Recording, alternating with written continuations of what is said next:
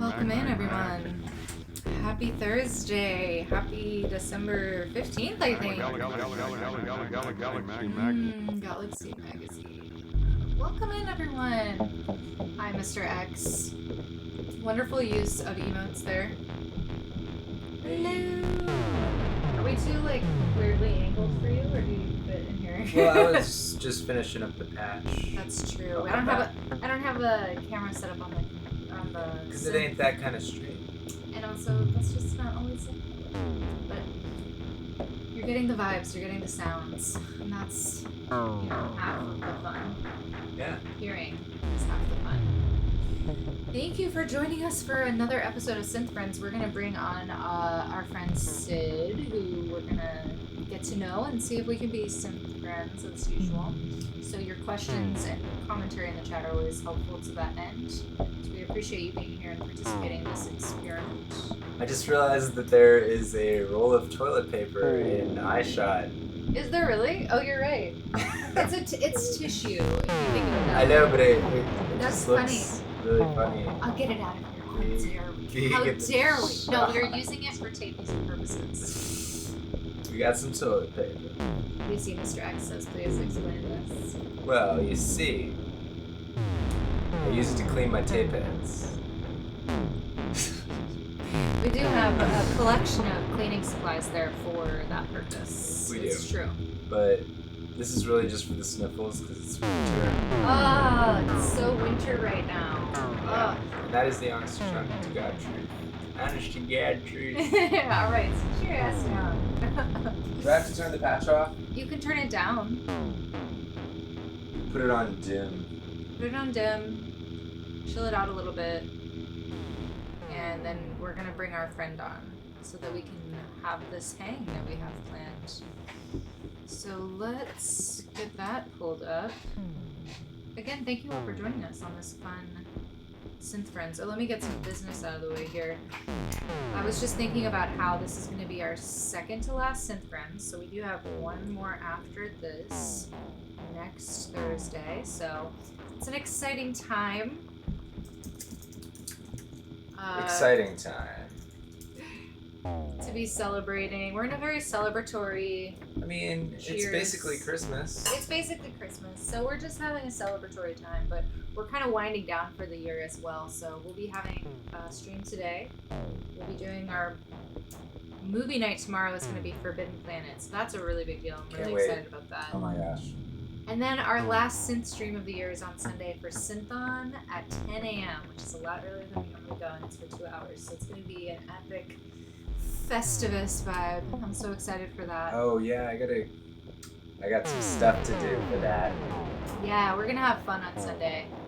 Exactly. That's gonna be so much fun. Talk about partying. We're gonna have like, I don't know, not eggnog, but something similar probably, but not at 10 a.m. So I gotta figure out, maybe the streams that I watch throughout Synthon will, like, you know, have a little happy hour time with it. Inspiration. Give us a reason to drink. Give us, give us the inspiration. We'll pretend like we're at Coachella for Synthon Festivus and just like party the whole weekend.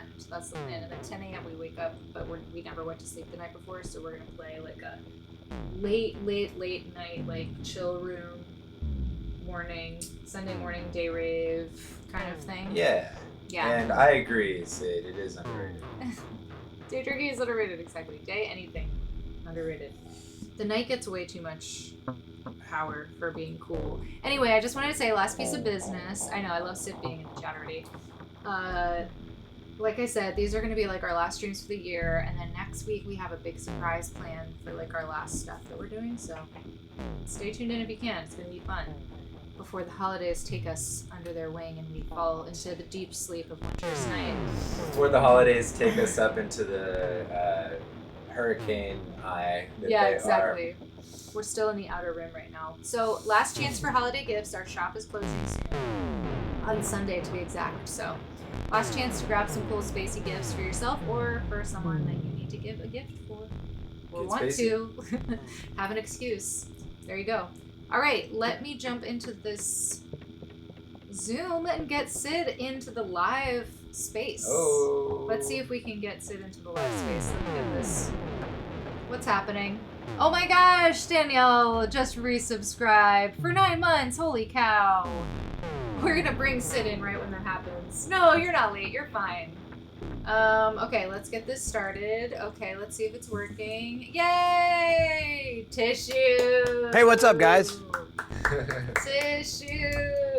Such a good entrance. I laughed because I just looked right over. I have it holding off of a, like... No! Oh my god. Hangs on an old microscope, so it has this big post, and so I just hang it like that. My wife hates it. Oh my god, you know how, like, during the pandemic, which I know we're all still living in, the height of it when we would get toilet paper, are we acting out of that maybe? I like using toilet paper on my nose. And yeah. I just want to say that you made me feel like a new kid on his first day of school, and like he walks in and he's got like, I don't know, a Metallica shirt on, and like you have the Metallica shirt on too, and we're like, yeah. And I feel so like warmly welcomed and like It's justified. your own stream. Because I was a new kid a lot as a kid, and I don't want to talk about that right now, but like, it just meant a lot to me, so I really appreciate that. Getting a lot of Syd face emotes in the chat. We're here for it. Welcome in, Jefferson. I remember you from last time. So many great people here. This is a great stream. I do feel like the low hum of the Buchla is going to start to make me feel Oh yeah, insane. we need to. Sorry for not killing this earlier, but. Oh yeah. I noticed that. Oh wow! Just Let's like a share nice stream. little break so I can think clearly. It was sort of like programming me in the background. In my I subconscious. honestly got into like a meditative state with it or something. I'm like, wait, I'm because supposed to be here to entertain, not fall asleep. I kind of forgot it was there, but. So, how do you use music to fall asleep, Syd? I do? You do? I don't. I don't. Oh, you don't? No, I don't. I you don't fall listen. asleep Yeah. with noise, or a lot of people on here tell us that they have to fall asleep to noise that they've created themselves from their own patches. I thought that was rather presumptive of you. It wasn't it? Well, everyone does something to fall asleep. A lot of people. No, use I'm noise. boring. I turn the fan on. I have a fan, and it's really loud. You're a fan guy. You're a fan guy. When I travel, I bought a white noise machine, and I turned that on. It's just a bunch of stupid fans. Yeah. And yeah, that's All right. Now that not we got very that out of the interesting. way. That was a creepy icebreaker. Now but... that we got that out of the way, we can get Yeah. down to business. Okay. the sound of kittens screaming. I'm gonna cough. Those Oh my are what I sleep to. They calm me.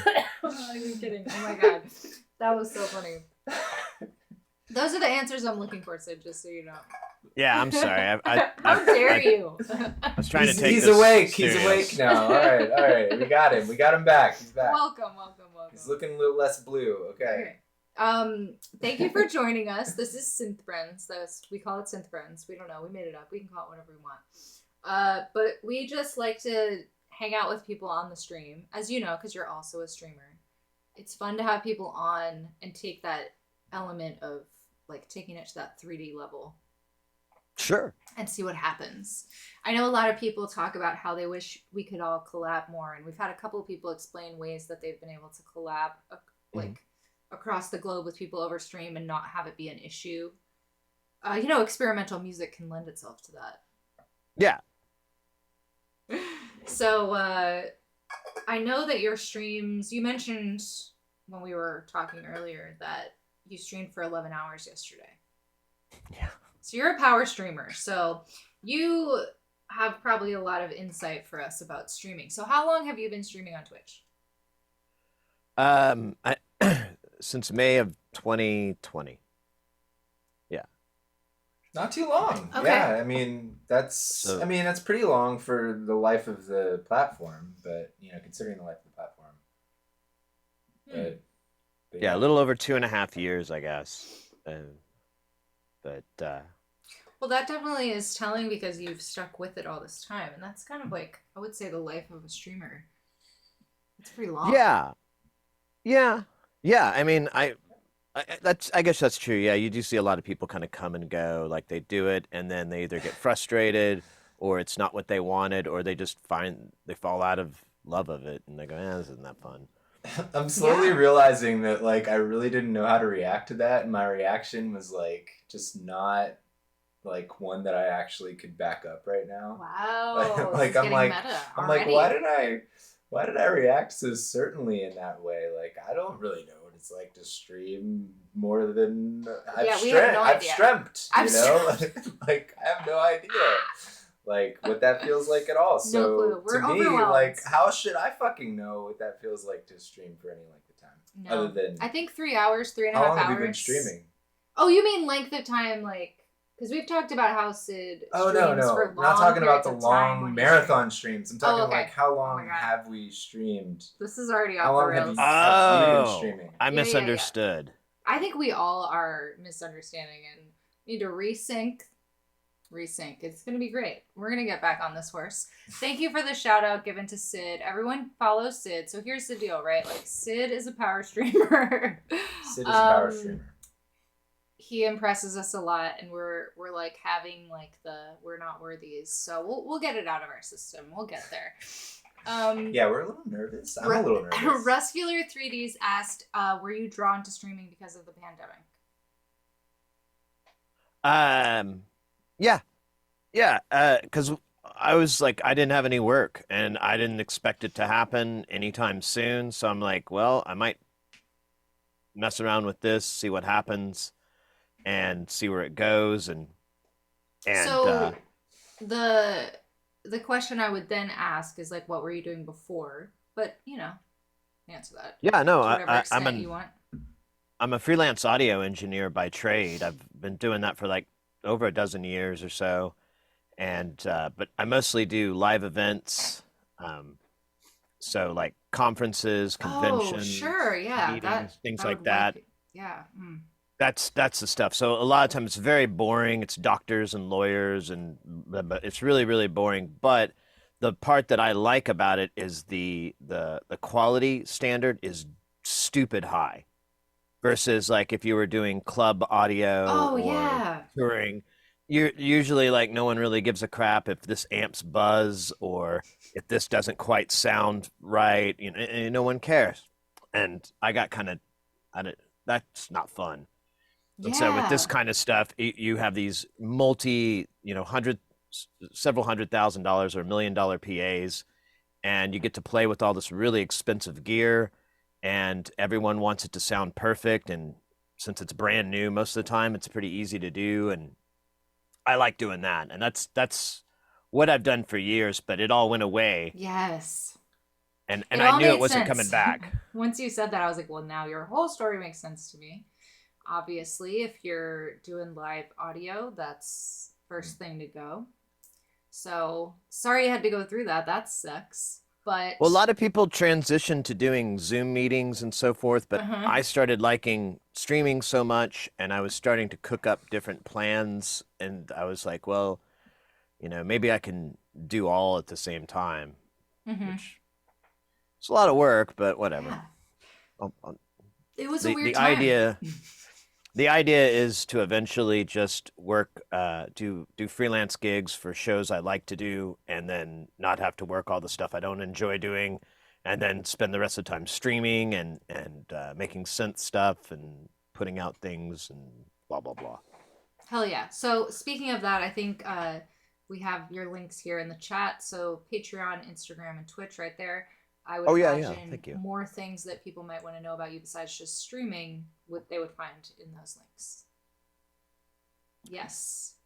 Ruscular said, seems to be many streamers started around the lockdown. Obviously, there was like this. Huge the influence, and graph. I thought too that was a lot of competition, Mhm. because like and I mean that in like not in a competitive way, just the amount of eyeballs that are going Yeah. to be available Mhm. for you, and you needed to kind of keep them there and not be boring or Ooh, whatever. what a challenge. Well, I kind of noticed that. I was like, man, it's fun. That's why I started getting weirder and goofier, is because I was like, well, people really seem to respond to this, and it is who I am. I just kind of, cover it up a little bit, but as time's gone on, I've been more the dork that I am, and people are like, hey, that's really fun. People responded positively to it. And so I kind of looked at it in that way with it. I was like, you have to kind of set yourself apart. If you were to play something like Fortnite, Mm-hmm. there's thousands of people playing that game every day. How are Yeah. you going to distinguish yourself from that? How are you going to be someone unique and actually have people want to watch you? Yeah. And I think that's why when we started kind of investigating Twitch as like a place where you might want to hang out, that was actually the thing I liked about it, was that it kind of makes you think that way of like, well, if I was going to create my own little universe that's just for people who want to be there, what is that going to be? And then what's the community that I get to build with that? And you can do that too. I think that's the other thing that's with Twitch. It's really nice. If you just like something like your craft or your game or whatever, you can just stream with no intent of gaining a massive audience, just hoping Sure. people drift by and go, hey, I like that too. Mm-hmm. And then, have you ever done this? And having this just a great way to meet people while you're doing that thing that you enjoy. So if I'm doing music, it's a great way to people to come in, and they're, and that's a great conversation starter, just like, y'all's synth. So it's, immediately like, oh yeah, blah, blah, blah, blah, blah. And it's so much fun to Exactly. get into that topic and familiarize them and yourself better with it. Mhm. Totally. So Ruscular's really like Oh shit. your champion here. You're the jack of all trades, only informational entertainer, Yeah, I will say, like, your streams are representative of what you just described. God, I feel like we're being so serious right now. It's like, Oh, is sorry. this a podcast? What is this? I don't know. Just like thinking I have a about dance party button, literally. no, like I thinking can press about a button. when we like jump into your streams, it's like the wildest shit ever. And I was trying to like say that, but I was like saying it like I was a newscaster. Like what? I don't want that. But there's no green screen, so right. it'll be awkward. I just so realized things that I've experienced when we've jumped into your streams is like it'll be anything from like learning about something you're building to you're writing like an 80s synth pop tune on the spot, and it's impeccable. The music's pre-recorded.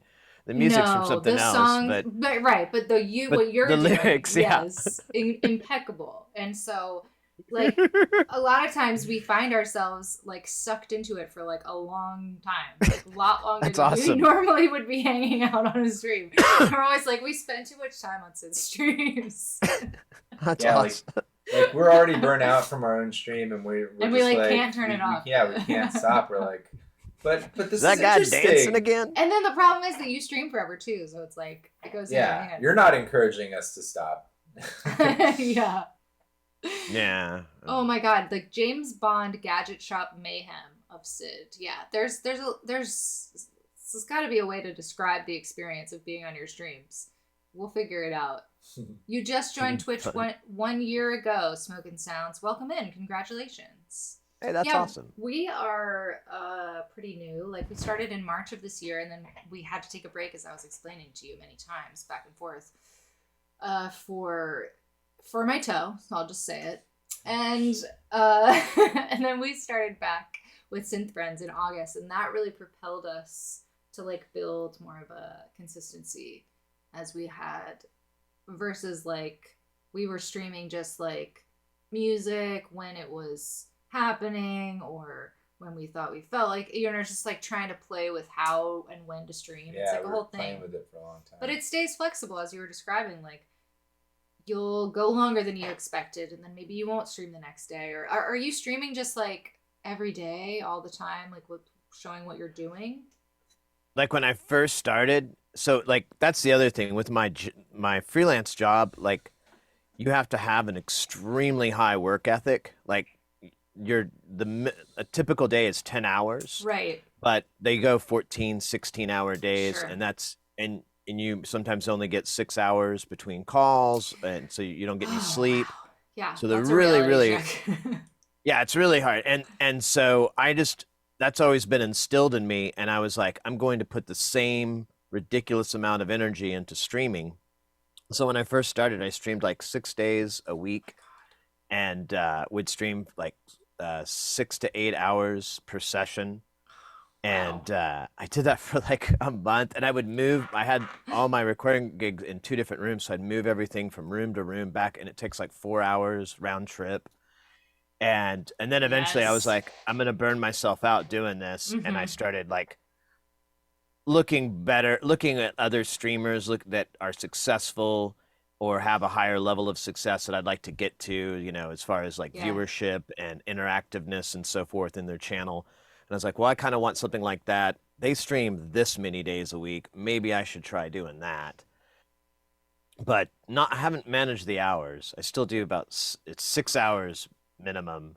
Damn. And except the music stream, I try to do 5 hours minimum because I'm just tired of standing up for so long. Holy shit.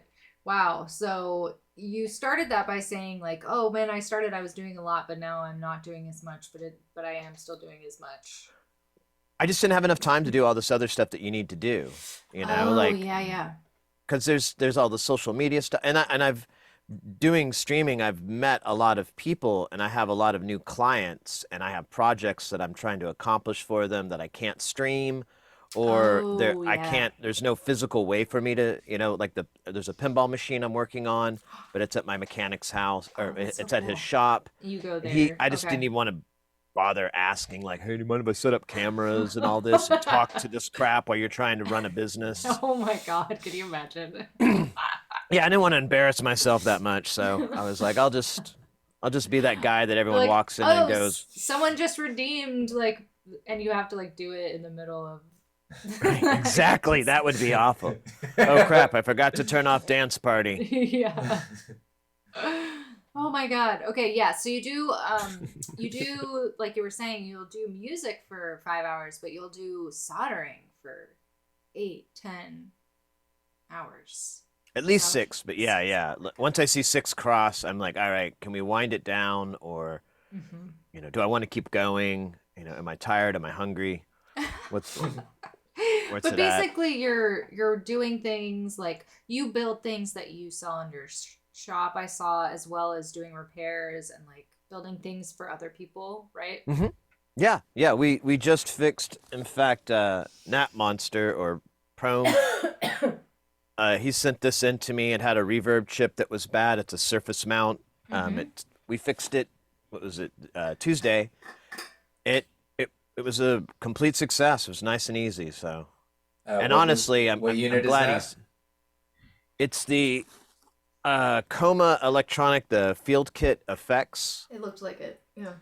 Oh, okay. Yeah. And that has a reverb chip rather than a spring. I thought it was a spring reverb. So there's a digital delay, and it's used as a reverb chip. That's what it's called. Oh. The PT2399 is a quad surround reverb or something, but you can make it a delay. I am aware of that one, actually. I've built a delay based on that. Yeah. They're extremely popular. And they're really cheap. You can still find the chips really easily, they sound dope. Oh, yeah. It's that one. I have like a cookie box. It was like a, tin of cookies. Shortbread cookies. Shortbread cookies, like in a Scottish looking material or whatever. I built a delay into it with the PT2399 chip, but that's the only thing I've ever done with it. It was just a kit that I got from like Synth or something. Yeah. I know they put out a couple of different reverb projects I've seen. And I feel like I did like the couple mods it suggested or whatever, but it was like really basic stuff. Yeah, they always are. It's a fun delay though. It has a cool sound. It has like almost like tape delay feels to it, like with the way that it breaks up. Yeah, when I was sliding around the time, it gets really gnarly, really gnarly. Yeah. When it starts to re-record itself as it moves, and I'm like, oh, weird. Yeah, it's cool. But yeah, we fixed that, and it was fun. I don't know where I was going with that. I don't know. I think we were talking about the just kinds a recent of things. project. Yeah, what you're working on, and why you would be streaming for so long. Like I see, like a DJ go for a long period of time, right? You're working on a project, but like again, like you said, playing your own music and generating your own craft for 8-10 hours, you'll just start to like lose it. I would imagine. Yeah, if I was a DJ, oh my God, I used to DJ, but man, if I did that on Twitch, I would probably do it for like ridiculous amounts of time. Exactly. Yeah. That's what I always see. I'm like, oh my God, I watched this person yesterday. They're still wearing the same outfit. Oh my God, they're still going. What the fuck? Well, a long time ago, I had like two Technic 1200s, and like the only place people wanted to keep it. So it was at my old apartment, and like I had them. They're on cinder blocks. Everything was nice and stable, and we had a nice Vestax mixer. This is in the late 90s. And I think you and I might be from the same era, my friend. But everyone would leave their crates over at my house because they didn't want to take them back and forth. So I had the tables and the crates. Sweet. Tons of like hip hop DJs and stuff like that. So I had tons of dupes, and so I just started trying to learn how to do turntablism because people started getting me into like, oh, check out the DMC championship, the scratch guy, this guy, and I'm like, I want to learn how to do that. I thought it was like a really dumb thing, but you can do that?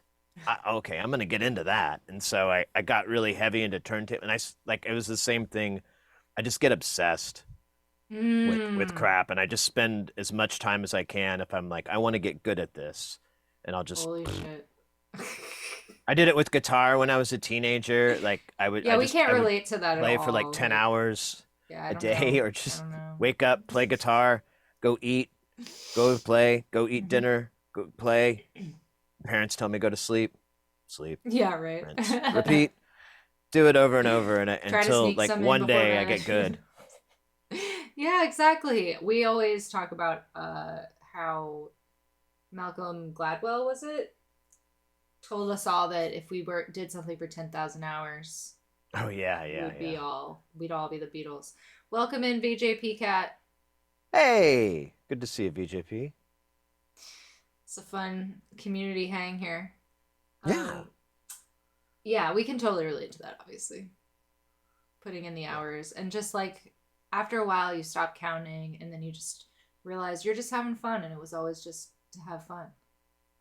Yeah, I just like I like to do little things like, oh, I want to figure out how you do this. I saw Mm-hmm. this in a video, or I heard about this. Some guy was telling me about this, or whatever. I'm gonna learn how to do that and get good at it, or whatever. Like FM and through zero oscillators. I'm still like, man, someday I'm gonna get good at that. But I still can't get those patches that everyone makes in the video, and I'm like, am I dumb? So I think it's just Never. time. That's not It's usually just a the time answer. thing. It's like I'm missing something, or it's gonna take a little longer. It does seem to be a common response Like, that we what all do you mean, have. like programming like bass sounds or something with the FM oscillator? So I have this one. I have a couple of through zero oscillators, Or and like you're supposed to modulate them hmm from one source, and then you have the note modulation, and it's never very chromatic. It's always like really all over the place, and so Mhm. I'm like, all right, maybe I'm not doing the right kind of patch. Maybe I should look it up. And I've kind of been lazy on my research, but it's stuff like that where I mean that's a great example though of like, man, I need to get figure that out. I need to get good at that.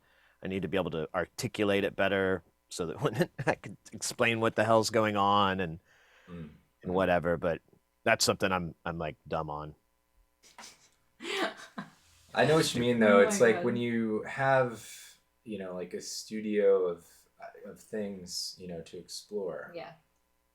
You Um, certainly have quite you quite kind the of have to setup. like map out like, little sections of it that you want to master, because it's too overwhelming if try to take it all in at once. I mean, this seems really obvious to me right now, but like, No, no, it's absolutely the case, and I do the same thing with PAs in my as a freelance doing freelance audio. Like, I had a guy one time. He's like all terrified he's going to be doing this big giant show, and I was like, well, what's the system? And he told me, and I'm like, well, what's the wireless? And he tells me, and I'm like, what are you worried about, dude?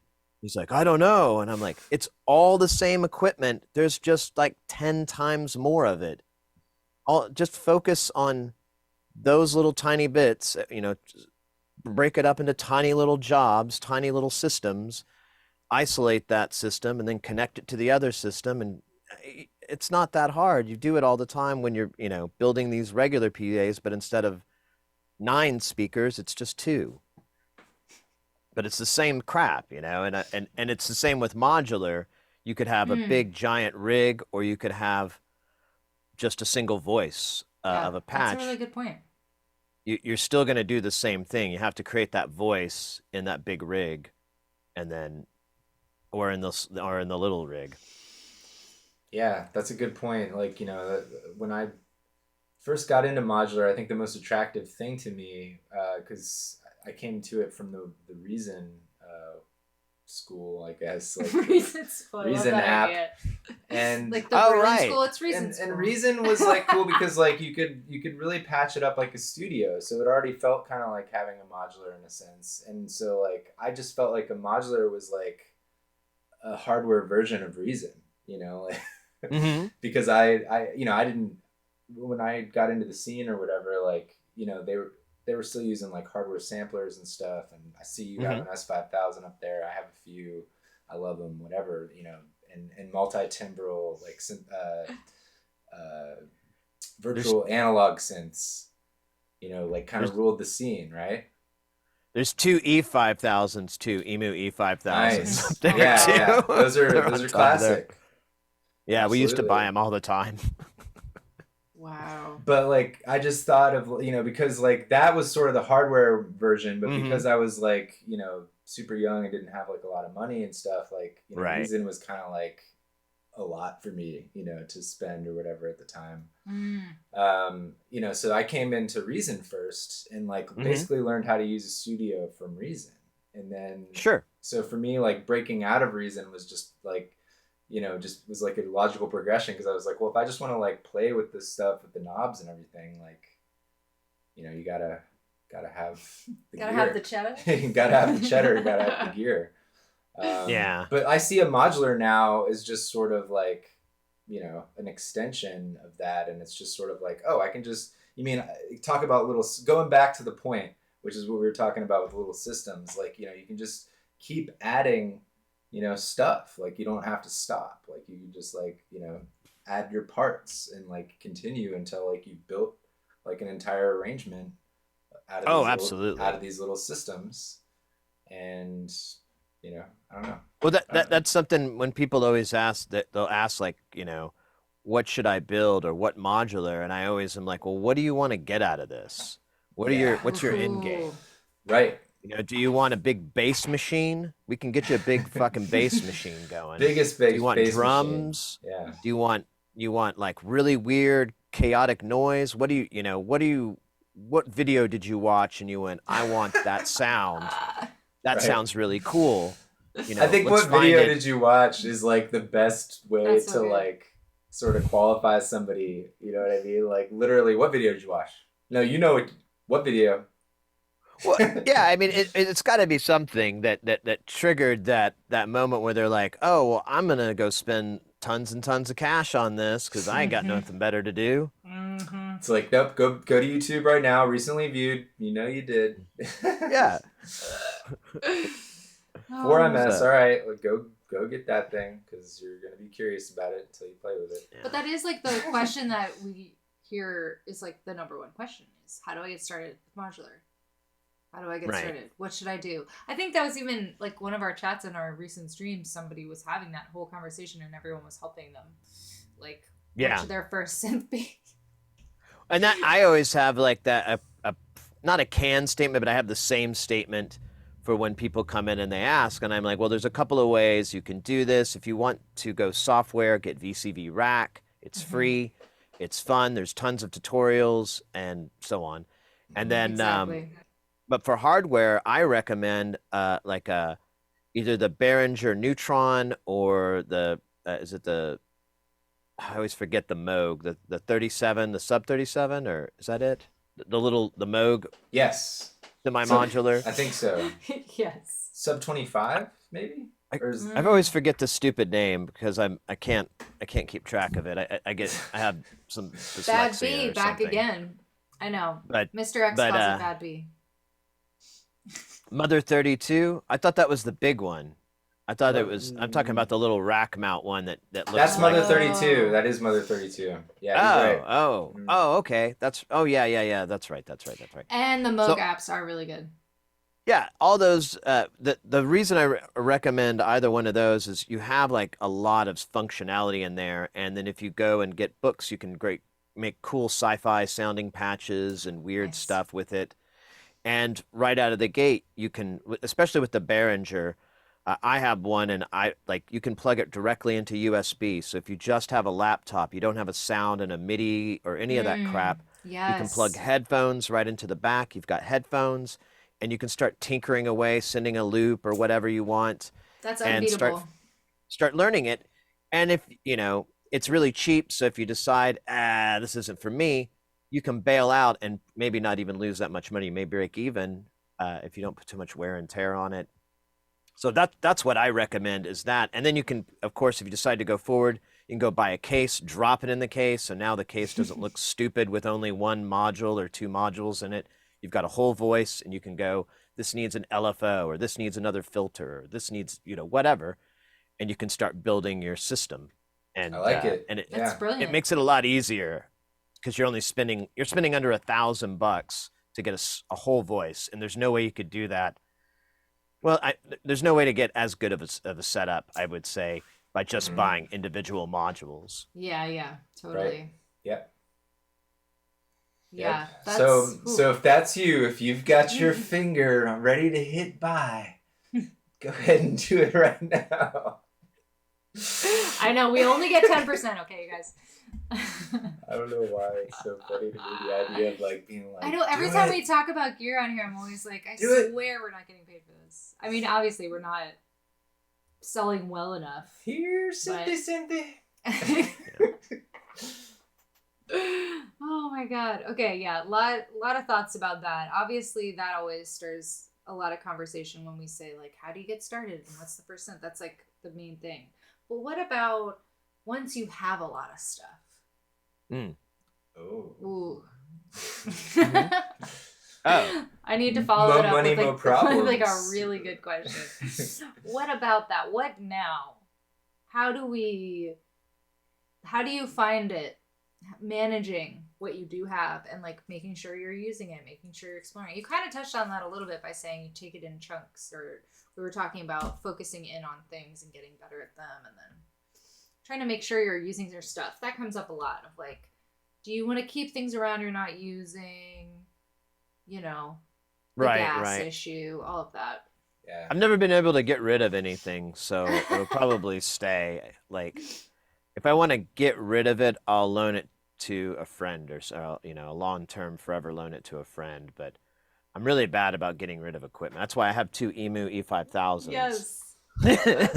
Neither of them work in any real usable format. They just sit there. That answers all my questions right there. Well, they help keep the weight of the rack so that it's not, you know, back heavy and falls through the window.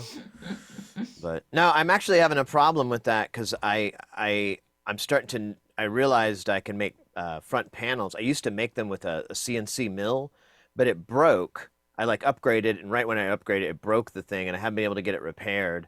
And so I haven't been able to make panels, and so that's why I switched over to Eurorack, because I'm like, well, it's easy to get these panels. And then I learned about you can make front panels in PCBs, and you can get PCBs for stupid cheap these days. And so now I have tons of Frac Rack, because this is 2 different modular systems. There's Eurorack and Frac Rack. And I have a ton of Frac Rack stuff I never finished. I just had to put in a box and go, someday I'll do something that now is viable, because I'm like, oh, now I can get the panels made. I already have the files, everything. Because before I would get them fabbed and made as metal panels, but they were like $40 to $80 a piece. And if I screwed up, I was out that money. And I've done that once, and I was. Oh, wow. That's why I bought the CNC machine, because I was like, I can't keep blasting money, screwing up. Yeah, that's really wise. So. Yes, Danielle, printed circuit boards, PCBs, printed circuit boards. Exactly. Oh, yeah, I apologize. And we're getting a little hype storm because we got a follower. Thank you, DJ Doey. Oh, let's go. Always appreciate it. I don't know if you're in the chat hiding. I didn't see you, but welcome in. Well, yeah, as brilliant designers of PCB blank panels, such as ourselves that we sell in our shop, yeah, we do the PCB panel thing. But we only sell blanks. So this is we only PCB shoot blanks, panel. You know. This front panel is just a circuit board. Yeah. And it costs like $1.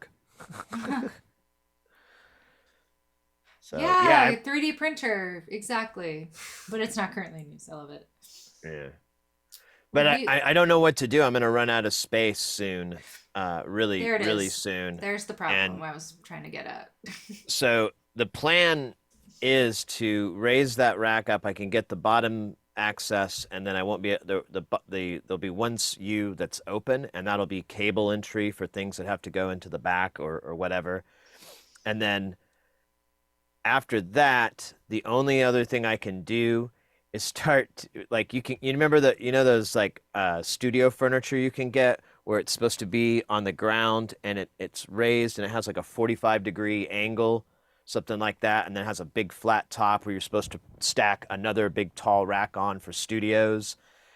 I plan to do that and just flip it upside down and get some wood clamps on the back of the rack and hold it so it'll basically start going up and over my head. Oh. And I'll put a bunch of sandbags and weight in the back so it won't tip over, because this stuff's not that heavy. But that's the only other thing I can think of, because I'm not really tall, so I can't just make it taller up, because eventually I'll have to point out that I'm not very tall. Think of Tonto. Yeah, it would be Tonto was where I got the idea from. Oh, okay, cool. You were giving that image to my brain then. Yeah, and there's a couple of other people that have built similar cases where they start to go up and over. Yeah. And I was like, yeah, I guess I could do that. But That's wild. That'll get me maybe 9 more racks though, maybe 15. But Spaceship Syd, DJ Doey says, I agree. And welcome in, Didbox. I saw you in Hey, there. Doey. I like this idea that this is just going to become just like a spaceship, but it's going to, I mean, it already is, but Well, the feel other like option is to get rid of the something couch normal. that's here Mm. and just fill the whole wall behind me. Yeah, I But could see that I don't. happening also. Yeah, I've said many times on the stream, I'm like, I've resigned myself to being that old man that has that giant fire hazard in his home. I'm cool with that. Well, it reminds me of people that we've been studying for our podcast, like Raymond Scott and even Bob Moe, because they were coming up at the same time in the late 40s, when like inventing electronic music was like you could kill yourself. Well, yeah, might- if you're dealing with tube electronics at 120 volts or whatever, yeah. Yeah, the old tube VCOs and tube filters. The things they were trying to do, it kind of reminds me of like Back to the Future when he like busts out of he's always like busting out with like smoke everywhere. You mean the Out of the opening garage. scene Is with that- the amp where he Sorry. plays like the really Like, powerful all of amp? them were blending together, but I just have this image of Doc coming out. Oh, Doc. Yeah. Okay. Always like had just Oh, blown right. something up, right? Yeah. That's kind of the vibe. That's a Syd Mad vibe. scientist. I think that's a Syd Marty! vibe.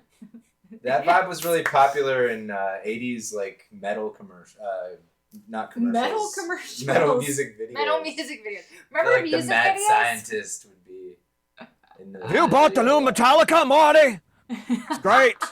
Get it? Oh, James, sweet. Oh my god. Awesome. Yeah, I could get really nostalgic there real quick. Oh my goodness. So I do hope that you live a long and fruitful life surrounded by your synths and that they don't turn against you in like a sci-fi dystopian kind of way. None of that. No Iron Man here. Right.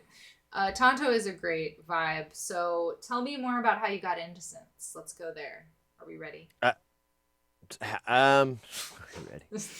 I think it was guitars, really. I classic answer. Snaps for like that. I got into guitars when I was a kid, and I was like 13, and I like played for a long time, like I was saying, and then I started taking lessons. My parents were like, "Oh, we'll take him to get lessons," and I would go, and the guy just taught me what I'd already learned, but he told me the names. Like, that's what a bar chord's called. That's called a power chord. That's called this. Those are called jazz chords, and that's a Mixolydian scale. And he would just explain everything, and so I like learned the terms. And he's taught me a bunch of other crap I did not know at all. It wasn't like I schooled him. It wasn't anything like that. It was more like he kind of was like, ah, shit, well, I can't teach you Mary Has a Little Lamb and stuff like that, and all along the Watchtower. How about this, And so I'd go to the music store across the street before my lesson, buy like an album like Sonic Youth, come back over, and we'd listen to the album, and I'd be like, what's that? What's that? What's that? And he was also a music producer of sorts. He had like an 8-track recording and would make band demos. So he knew what all that stuff was. So he's like, oh, that's a flanger. I think that's like an old MXR's flanger. So I hear how you're getting into audio production as well. Yeah, and around that time too, that's when I got into it as well, because a friend of ours got 4-track, and so yeah, I just kind of kept going. Like, I just wanted to figure out how you make these weird sounds. It's just like the whole, what YouTube video did you see that got you into modular? I'm always like chasing that sound, like, oh, this artist made something that sounds just amazing. I don't know how you do it, or whatever, or a melody. Yeah. And so that's what I've chased, and then. Like fast forward, like I guess I'm in my mid-20s or something, and I'm working this job where I just read Wikipedia all day. I have a job, but it's just tech support, and I'm literally just saying the same thing over and over and over and over. It was for an ISP, so I'd get pissed off too. I'd be like, all right, yeah, here's the link to how to install Outlook. Okay. Did you want me to read it to you? Yes. Okay. Open up, start, go to, and I just do that, and I just tune out, and that was my job over and over. And so I just read Wikipedia and read about like all this crazy stuff. And I ran across Modular Synth, and I was like, yeah, what's the story on that? Because I knew about it, but I didn't know. And I was like, let me read the wiki on it. I feel And- like you're describing like reading from stone tablets. About synths. Well, I came across like there's some sentence in there that says like it said like because modular is open-ended and you can have any module in it, you can theoretically have any sound imaginable. Okay, yeah, And I that's was a like, really good pitch. I was like, oh, okay, that's what I want. I've been looking for that. I'll go get one of those because you can't download it. There's no software at that time because this is Right. like 2007, 2008, somewhere around Mhm. that time. And the closest there was the Nord modular, you could download the programmer for it, and the programmer worked. You could play it without the Nord. And so I learned a little bit about modular, but the Nord modular stuff is pretty basic. It's we real- have a Nord modular. Right. There's not a lot of stuff that you can do beyond like the really basic stuff versus like what I was looking at when I was like, wait, okay, so it has a sequencer, but where's the other voice? Oh, it only has one, or there was all Oh these yeah, like little it's such a gateway drug kind of a thing. exactly. And so I looked up and saw there was Eurorack wasn't really well known. It was Dieter Dofer. It was all Dofer. Oh yeah, exactly. And it was really expensive. I know there were other companies around, but they were not on my radar. And so Frac Rack was the other option. And so I bought a case from Paya, and then I was going to make modules from them, but I never did. I just started making my own, like right out of the gate. And I found Ken Stone, or Catgirl Synth, or Other Unicorn. That's his other. He has like several different names. He was putting out PCBs in a Serge format. Oh, And all his stuff was real Serge oriented. cool. And that really got me into it because I liked the Serge, ecosystem and how, you have attenuators on inputs, things like that. I liked that setup a whole lot, and I kind of adopted that. But Music from Outer Space was like, I think the first couple of modules I made was Ray Wilson. Oh yeah. I feel like we have a Who's- similar story about that. The late Ray Wilson. R.I.P. Exactly. Yeah. Yeah, and he's a fantastic autodidactic guy. Like he taught himself programming, he taught himself electronics, and all he did was just read the damn data sheets. He had to Yeah. look at a couple of books, but he's like, yeah, I just read the data sheets. I'm like, wow. So he was a really brilliant dude, and just kind of one of those like, wow, dude, you just set anything out and then you accomplish it and then crush it. Wish I could say that. That's like very Although- Forrest Gump. Not the greatest comedian or greatest HTML writer. I mean, his comedy was okay, but His comedy was Laffy Taffy, I would Oh, say. yeah. It's- yeah. That was his strongest point. Somebody needed to keep it alive. Welcome in, Grace Harpsit. We Oh, love hey, your cool. stream. We got to enjoy some harp Christmas music from Grace the other day. It was lovely. It was we've like basically just instead of doing anything else got sucked into her stream. It was so relaxing. We are drinking wine as usual. Nice. That's the I would have a beer with you guys, but I'm still a little hungover from yesterday. We'll allow it. It's okay. Doper is dope. Yep. I remember that whole era that you were discussing. The Doper in the early Eurorack age. We were living in California. That was hot. That was hot, my hot. first modular was a little bit of Dofer. A little bit of Doper. And a little bit of other things like everybody else. But I got And- used on Muffwigler. Did you get the wasp filter from Dofer? No. I actually Weird. I got the MS-20 Weird. filter by forget who made that one actually. Was it Plan B? No. No, I can't remember. It was that era. It was just somebody made an MS-20 filter and I think it had the VCA as well from MS-20. It was like all one module. It was like pretty big. It was like I forget HP sizes in Eurorack because I haven't done it in a while, but it's like 45 HP or something. Oh no, this was like 8 or something. It wasn't very big, Ooh. but me and another streamer, Nightworks, which he doesn't stream very much these days, we would joke that because he saw it on a rig that I was working on, and he's like, "Oh my God, do those things come in the mail?" And I'm like, "Yeah, I'm starting to wonder if they do." He's like, "Well, they're cheap. You can pick them up for under $100 on eBay, and they sound great, you know, so it's not like a bad investment at all." Mhm. But Yeah, those were the days. Yeah. What do you mean by Serge format? I mean, how long do you have? But we can get We into could drop it. a link to random source. You want me to look up a link? yeah, Serge is just the designer Yeah. who originally came up with it. So like a lot of this Eurorack is open-ended, and there are a lot of other people that designed it, but Serge is just Serge Turpin. Yeah. I think that's how you say his name. And there is I would say variants look and it so up on forth, YouTube. You will not be disappointed. He's a member of the Cosmic Tape Music Club. That's true.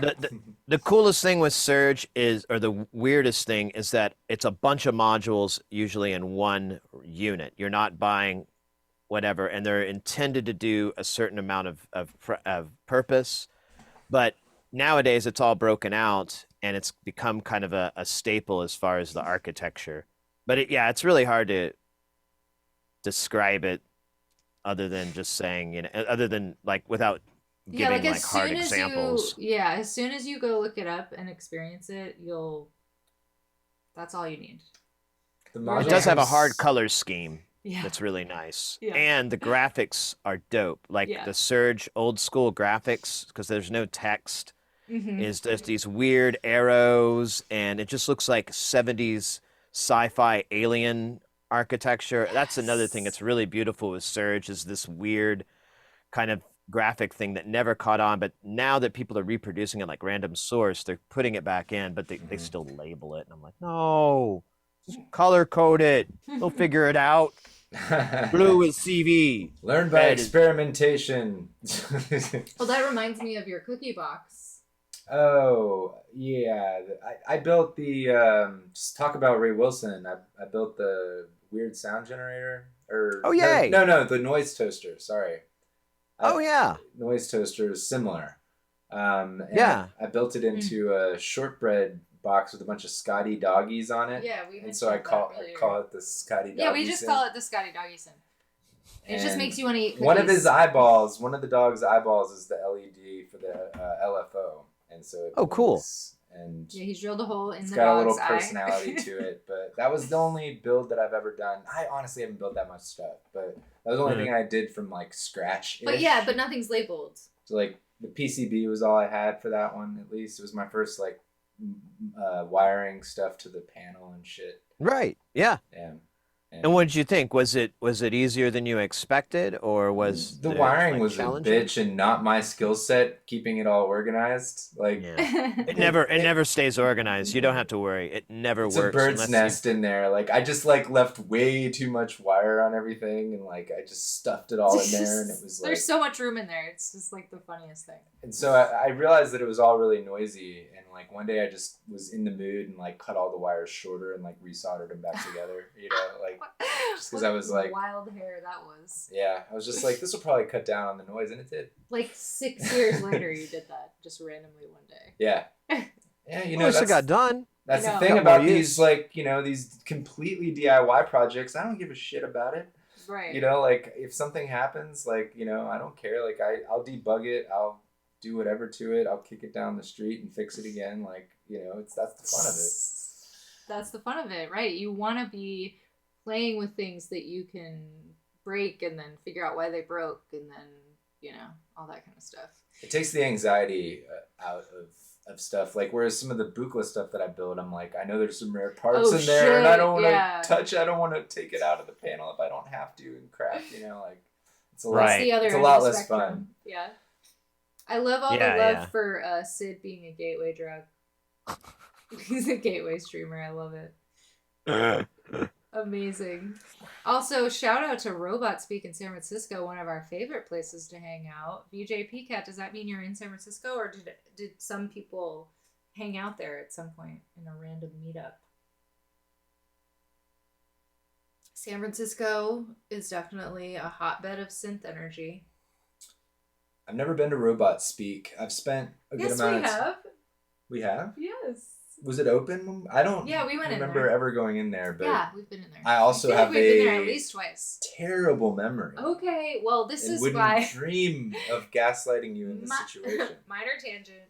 I also don't have a good memory. Whatever, we don't need to go there. But Neither of you went there.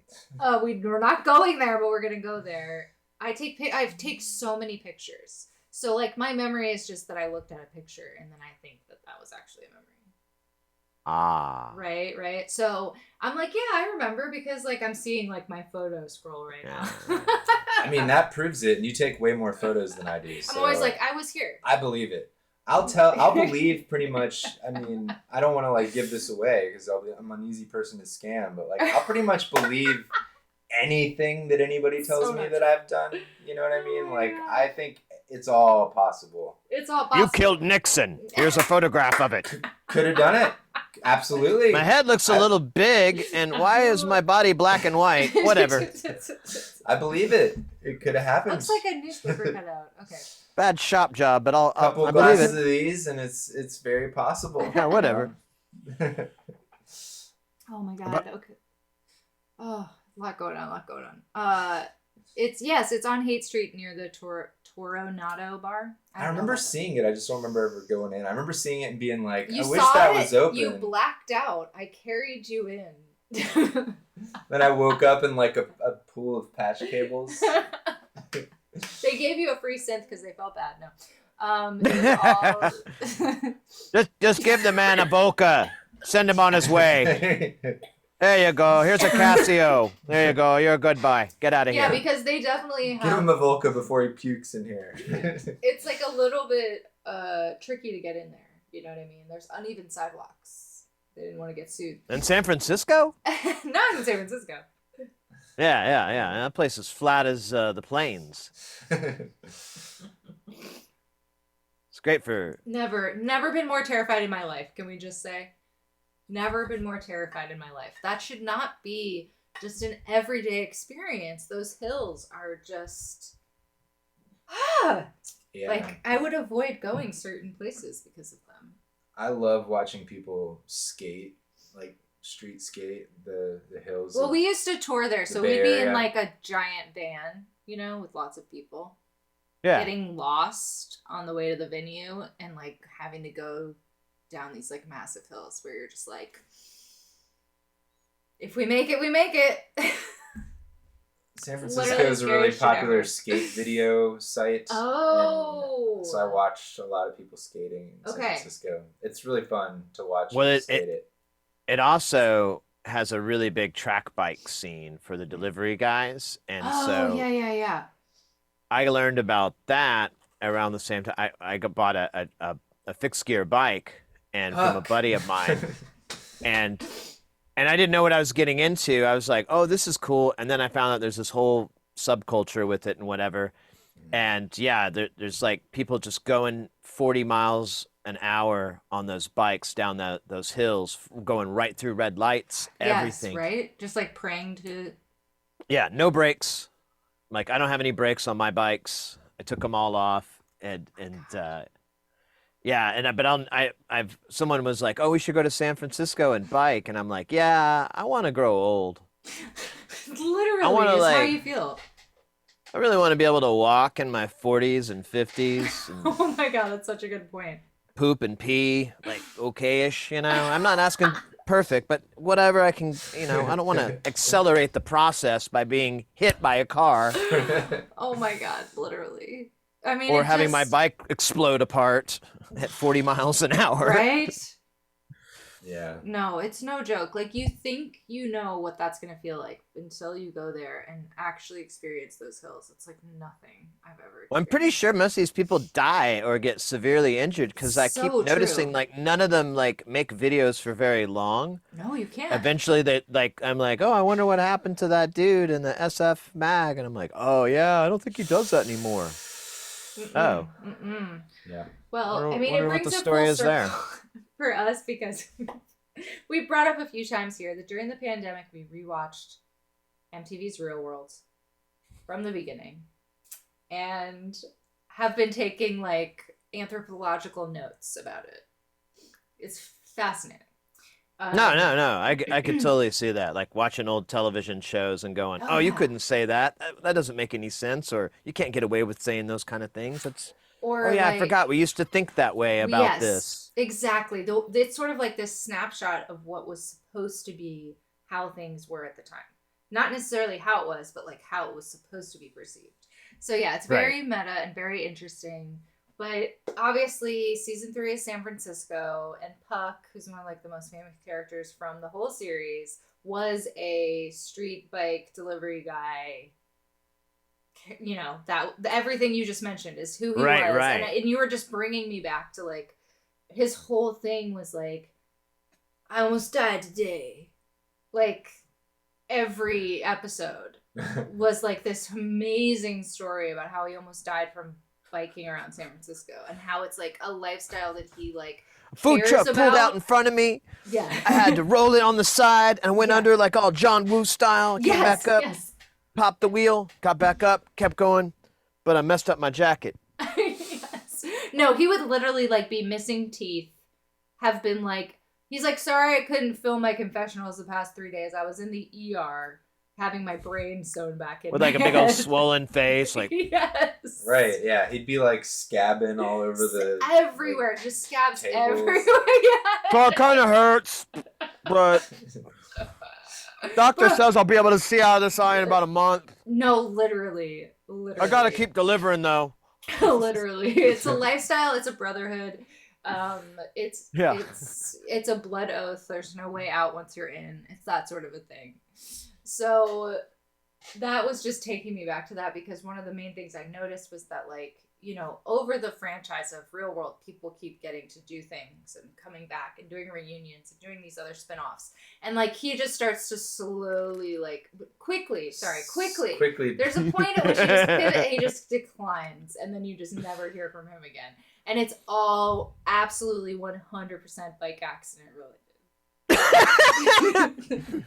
Well, he's still in traction, and Yes.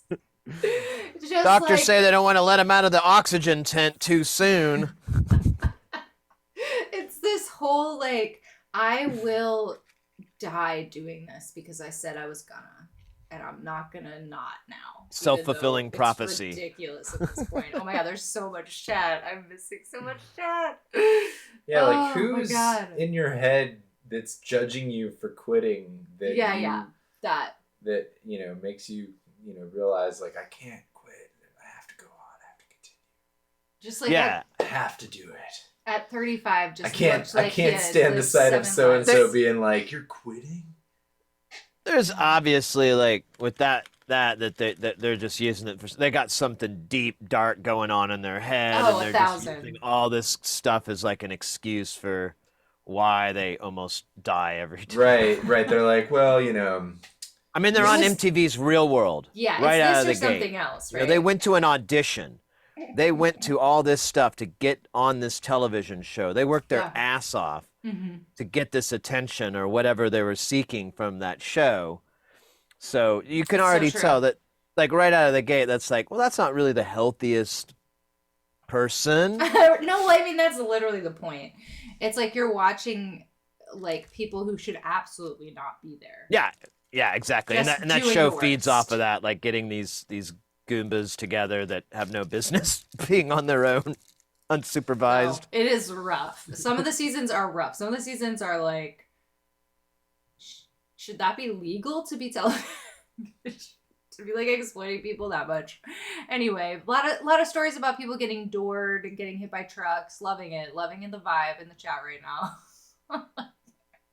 Yeah, I do the Dutch door open. Never. You reach with your right arm to open your door. Yeah, that was. I mean, when we used to live in LA, obviously that was the culture that you're like you become so much more aware of that, and I don't think about that at all now living in the suburbs. I No, was not like at all. a week ago. I went and played some pinball, if you can believe it. Wow. And I was at downtown Mesa, and they have like just these like up and down kind of streets, and they have parallel parking. And I found a spot, and that was the only place I could. And I had to wait for like a long time because I was like, all right, I don't want to lose my door. I wonder if these guys will just scoot over. Nah, I'll just sit here and wait. So I don't know why I told you that story. No, I'm trying to understand what that story was about. So that's my bewilderment is who was happening, what was happening? We were talking about getting doored. Yeah. So are you in the car or are you on a bike? I'm in the car. Okay. In the story. I got lost about who was where. It's okay. I do this to him all the time. He'll be like halfway through in a deep story and I'll be like, I got somebody's pronouns, but I don't know who that was. I assigned that he that you just said to like Mark and you were talking about Paul, so like the whole story 3 people has to with be the retold all over again. 3 people with the same designation. Yeah, exactly. No, a lot of Northern California friends in the chat. I didn't know. We have a lot of love for the California friends. Okay, Hoovier, welcome, first time chat. Someone who knows you, Syd, clearly. Oh yeah. I'm so sorry, Rescular, that you got hit by a truck. That I hope you're better now. North Bay. Damn. Oh really? That's a lot. We can talk later about that. Yeah, I never got hit. I had like a few really good spills. Wow. On my bike, and I broke a tooth on one time. I was just like drunk driving, so it was my own fucking fault, and I it's embarrassing to begin with, but I knew it was drunk driving. I knew it was all my fault because I remember coming up to a curb, and I'm like, do I want to go left or do I want to go right? Do I want to go left? Do I want to go right? And just hitting the curb. Oh shit! And just going head, Superman over the deal and hitting my mouth. And my friend was with me. He's like, "What the hell?" And I was like, dude, I need to sleep at your place for a bit, man." Oh no! What's happening to your tooth? Fuck, I gotta go to the dentist now. I'm gonna be expensive. Damn it. Literally just like grabbing your teeth and just like going on with your day. That's the San Francisco bike messenger spirit we're talking about. Yeah. Well, that was a fun tangent. We've never talked about that on our stream before. We always like to find other things besides synths to talk about. Oh, everyone's talking about their ads. Okay, whatever. Fantastic. Yeah, an ad for Bentley. That's a good way to target that shit, Twitch. Yeah, right? We know your market. They know a lot us. Of Bentley buyers. I mean, they hear us talking about all our fancy synths and they figure we probably have fancy cars. No, they don't get us at all.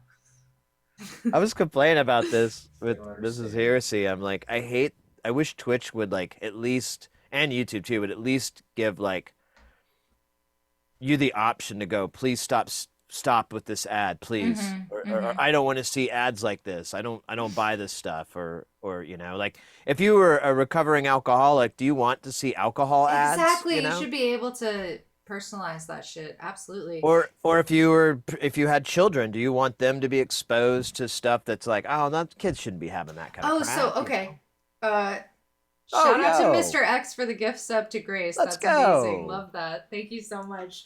But I agree with you. I think on a lot of platforms you can do that, but you're saying on Twitch it's not possible. Is that what you're saying? Yeah, and so people get ads for Bentleys. Yeah, and that's ridiculous. Just a waste of everyone's fucking time and money. Exactly. Bentley's never going to get that return on the investment.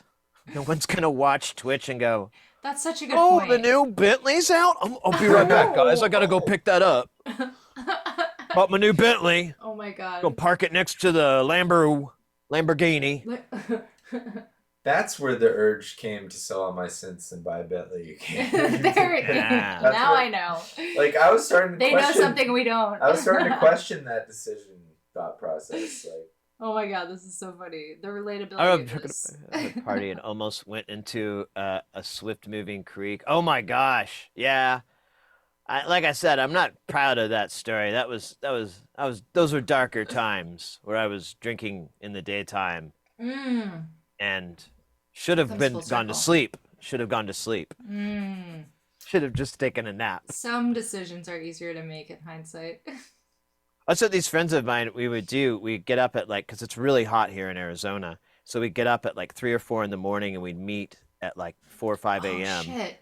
Yeah. And have beers in our backpack. and we just ride around and drink beers. And there's all these nice canals that connect through the city, and it's cool. Like the canals, like really didn't know lower the that. temperature. That's so Yeah, cool. it's a big agriculture thing. It's pretty interesting. Same with LA has a similar thing, but they're way bigger. But we have these canals, and so we'd ride around, and then when 6 a.m. kicks in, you can go and buy beer. So we'd go into the gas stations and start buying more beer. And then by like 8 o'clock or so, we're pretty loaded, and we go and get something to eat. And so we'd have breakfast, and you have this big old breakfast meal, and then like you'd like putter your way back home slowly, or like take a nap in your car, and then go home, and because it's too hot by then.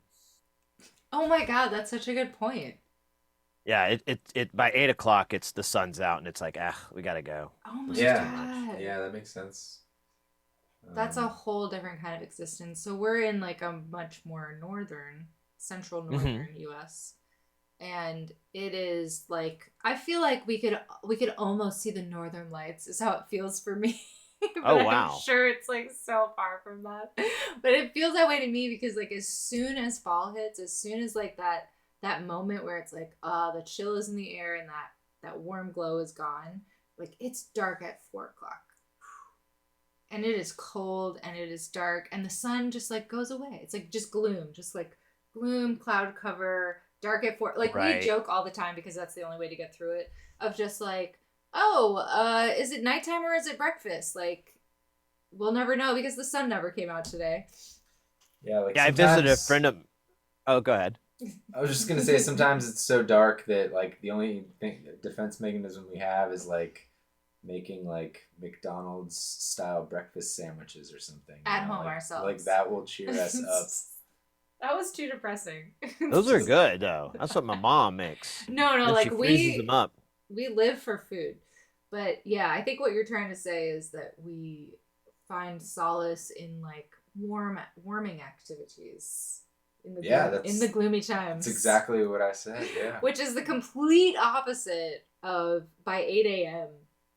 it's too hot to be outside. I can't even. That's like the complete. It really opposite. is, and that's why. Like we're in like igloo land over here. Pick your poison. Right. Well, with the gloom too, I know exactly what you're talking about. I visited a friend of mine like for a week, and they lived up in Seattle, up in sure. like outside of Seattle, but in that region. And I swear I'm not 100%, but it really looked like the sun rose and set on the same fucking horizon. Yes. I was like, are we that far north? And she was like, no. And I'm like, I swear to God, I've never seen the sun over there. I've only seen it there. Yeah. Because you don't get up early enough. Oh How early do I need to get up? What the fuck is it doing? It's a completely different lifestyle to live in those types of climates. Yeah. Like I feel like we work, well, I'm not currently, but if we really wanted to, like it takes a lot of work to really be like in that cheery, sunny, like space that it's really easy to be in like Southern California, Arizona vibes. Yeah. I mean, there's a season for it. The energy's very sure, like hood up, face down, bracing yourself against the wind. Get your slanket. Your slanket, exactly. Yeah. But I mean, I'm here for the cozy vibes, and especially at the holiday times when everyone has like lights up and everything's like blinking, and you're just like, yes, like super energized. But man, as soon as everything comes down, we won't go there. Let me check the chat. Okay, I'm seeing flying toasters. It is honestly Grace like if we could just sleep through winter, it would be fine. Yeah. Just sleep through it. Who cares? It's like the only time when it's good weather here, though. So. Right. So, are you from Arizona? No, I'm from Oklahoma. Oh, okay. Interesting. Oh, wow. Interesting. Have you been in Arizona long? Yeah, I've. It's almost. I'll be here longer than I've been in Oklahoma. Okay. Cool. That was kind of what I was getting at. I have 20 plus years here. Yeah. And have you lived in different parts of it? Well, I mean, just here in Phoenix, but that's it. Because the times that we've been to Arizona, we've been surprised by how different. I mean, it's just like it has like every vibe. Yeah, a lot of people don't know that. Yeah, I it try to really tell does. people like there's skiing. There's tons Yeah. of skiing here. Mhm. It doesn't always snow, so sometimes they have to add it, but it's still cold enough up there in the north Mhm. to go skiing up in Flagstaff Right. and Prescott and so forth. So Mhm. yeah, you have a lot of different climates. That you've got the Mhm. high desert, and then you've got more low desert type stuff, and that's where we're at in the valley, where it just freaking hot. Yeah. Yeah. Well, because we like one time when we drove from LA all the way across the country, I remember just like hours of being in like what felt like not the redwood forest, but you know, like kind of like a smaller scale version of that, and I was like, Hmm. "This is Arizona." Yeah, there's a lot of What? evergreens. Yeah, I was shocked. Everything. I was expecting just to see like the Grand Canyon, just like versions of that everywhere, but it's not. There's a place we used to go camping. It's called Sholo, and it's up in the north. It's about a 2 hour drive roughly. And in the summertime, when it's 110, 115 here, you can go up there and it's like 80, 70. And you get to wear jeans again and like Yes. wear a jacket at night because it's just nice and cool up there. And it's a big lake there. They have really nice camping, and the only part that sucks is that there are a ton of skunks, and they will like come up Holy to your shit. your deal. Like we were camping, and you're just looking at the fire, and then see these weird shadows, and I'm like, what the hell's that? And it would be their black and white furry bodies No. running around, and they do their little handstands and stuff to try to scare us. And I learned not to put anything that even kind of smells like food in your tent because they Oh. attacked our tent when in the middle of the night. Mm. That's the only part that sucked, but whatever. No, that would scare me so much because I would just be like freaking out that it was gonna do the worst thing it could do, and then that would obviously happen. Oh, they smell. I Yeah. mean, you can smell them. They Yeah. they always have an odor about them. But I remember again. I hate to keep saying when we lived in LA, but when we lived in LA, there were a lot of skunks. There's a lot of coyotes, but there's also a lot of skunks, which they don't tell you. They don't yeah, tell you that. no, same here. You can't have small dogs out here. Oh my god, exactly. Oh Well, yeah. People are giving Well, us advice about how to deal with living in a place that's cold and dark. A lot of small I- dogs bite the dust in the LA area. Oh no. A lot of chihuahuas, unfortunately. Have I seen the play Oklahoma? No. I have though, but I'll I mean, maybe I'll it hold back. was on PBS. I might have caught it one day. Oh my god, exactly. When we lived in LA, cue bad experience. Not no, yes, but that is a funny thing to say. Oh yeah. Oh, Fire in the Sky. I haven't seen that one. I was thinking whatever, the third kind. Why can't I think of what it's called? Someone just resubbed. Close Encounters. Close Encounters of the Encounter. Third Kind. Thank you, Obama's Weed Man, and thank you, Sam Chesky, for the follow. Close Encounters, I thought was based in or was filmed in Arizona or based there.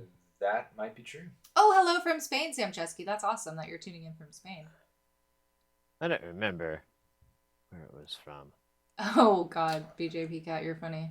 I know that the Oh, guy it was that filmed in works- Oregon, where you live. Okay, yeah, it was filmed in Roseburg. Okay, Oh. yeah. But where something is filmed and where it's supposed to be. I know we need to watch that in our I know we don't movie have that night. one. Yeah. Crap! I derailed my own thought too. I was gonna say something else, and then I derailed myself trying to follow. I'm doing too much. We were There is talking a about cool. There is like Phoenix does have one cool sci-fi weird paranormal thing called Phoenix Lights, where this ship just appeared over Phoenix, and you could No. see the weird lights in the outline, but the ship itself there was no light; it was just blackness. And there's footage of it, and there's pictures, video, all kinds of it, and it happened like the late '90s, like 3 different Oh. times. Mhm. And every time it does the same thing, like these ships or whatever the hell would appear, and they would hang out for like a few minutes and then head due south and vanish over Holy in this shit. one area. And The my X-Files father-in-law, are real. I was just gonna say they didn't even have to write those storylines in X Files. Yeah. well, my written father-in-law for- worked at a radio telescope, or not telescope, but it was a radio array that's it was used to determine like objects in space. Like if there's an asteroid or a rock or anything, it was part of the detection system for mostly Oh. space junk. Yeah, Mostly yeah. to use for space junk. That's right. So he used to work there, and I asked him, like, dude, did you ever see any blips that would come through from that? And he's like, nah. And he's really into that kind of stuff. Like, he would totally. Oh, he would tell you. Okay. He would be like, yeah, but he's like, no, nothing. We've never had anything weird happen on this. It's always been boring crap. Dang. I know. I mean, we love that. Which stuff, means obviously. they're impervious to our technology. Clearly, radio isn't the way to connect. Baby shit for aliens. I know. There's a lot of renewed UFO energy right now. But no, that's the only one I know of that I ever looked into, and I thought was pretty cool. I don't 100% buy it, but it is difficult to explain. I don't know how to explain it. It's cool. I mean, I think it's more fun than just like being bummed out about there not being aliens. I think it's more fun to be like, "Ooh, what'd you see? Let's talk about it." Yeah, all that kind of stuff, like Coast to Coast and all those kind of things. Sure. I take them with a big chunk of salt, and they're kind of fun fact fantasy type thing where you're like, oh, it's kind of, really blurred out on what really happened or whatever. Oh, sure. But it's fun. It's always entertaining to hear a cool ghost story that someone has, or something that you're like, oh, I never thought about that. Maybe Lincoln was a robot. I know, right? You have some crazy bit of crap that someone's presenting as fact, and as long as you don't buy it, you're okay. As long as you just know it's all in good fun. It's making me think about that documentary that it's a short actually, and I think it was on Netflix, about the guy he built, it was like a DIY guy in the 70s, and he was beaming craft work to try to connect with the aliens. Oh, I never heard of this. Yes, I know what you're talking about. I gotta try to remember. I'll drop it in the Discord, but I think it's called like John Tries to Talk to Aliens, I think is what it's called. Something like that. It is this sweetheart of a man who stays living with his grandparents. So that he can invest in all the gear. They have remortgaged their house several times to give him the money to continue to build this system that he wants to. He keeps making it better and better and better technologically to send and receive messages from aliens. But he heard Kraftwerk and he was like, this is what the aliens are going to respond to. I'm going to be the one to do it. And other neon lights, shimmering neon lights. That'll be great. I can't believe we've never thought about this. We've never talked about this before. The aliens will be like, so when does it drop? Yeah. I'm waiting for the beat to drop. When does the beat drop? Have they not learned drop technology yet? Let's not contact these people. They're clearly still living in the Stone Ages. I didn't even hear it build before that transition, so no dice. Yeah. Just drops in with the drums right out of the gate. Who does that? Yeah, who does that anymore? Nobody. Now it's a hat for about a good minute and a half. A little tap, tap, tap, rat, tat, tat. Maybe a couple of hand drums that come in, some samples. Then 20, 30 minutes in, 20, drop. With a really long reverse cymbal. Yeah, I'm surprised that there isn't more chatter in the chat about this movie. I guess no one saw it. No one else saw this. Did we make it up? Did we hallucinate this movie? No, it was a thing for a while, and it was being advertised to me, and we saw it, so I know that. I do think it's called John Talks to Aliens or Tries to Talk to Aliens or something like that. Yeah. It's literally just about how he's... Yeah, I never heard of that. Mr. X would like it because it already has a bunch of those. Mr. X, this is for Berlin you. School. Okay. He wasn't just. It wasn't just Kraftwerk. He wasn't just interested in Kraftwerk. It was like all Tangerine Dream too. Yeah, it was all the Berlin stuff that you're into. So. That's all you're allowed to like. That's your identity, Mr. X. That's your thing, man, and that's cool. Own it. Every time it comes up, we have to talk about it. Hello, BLZ Pakpan One Talk. We have been trying to contact you about your ship's extended warranty. Is that what would it be, Ruskiller? Classic.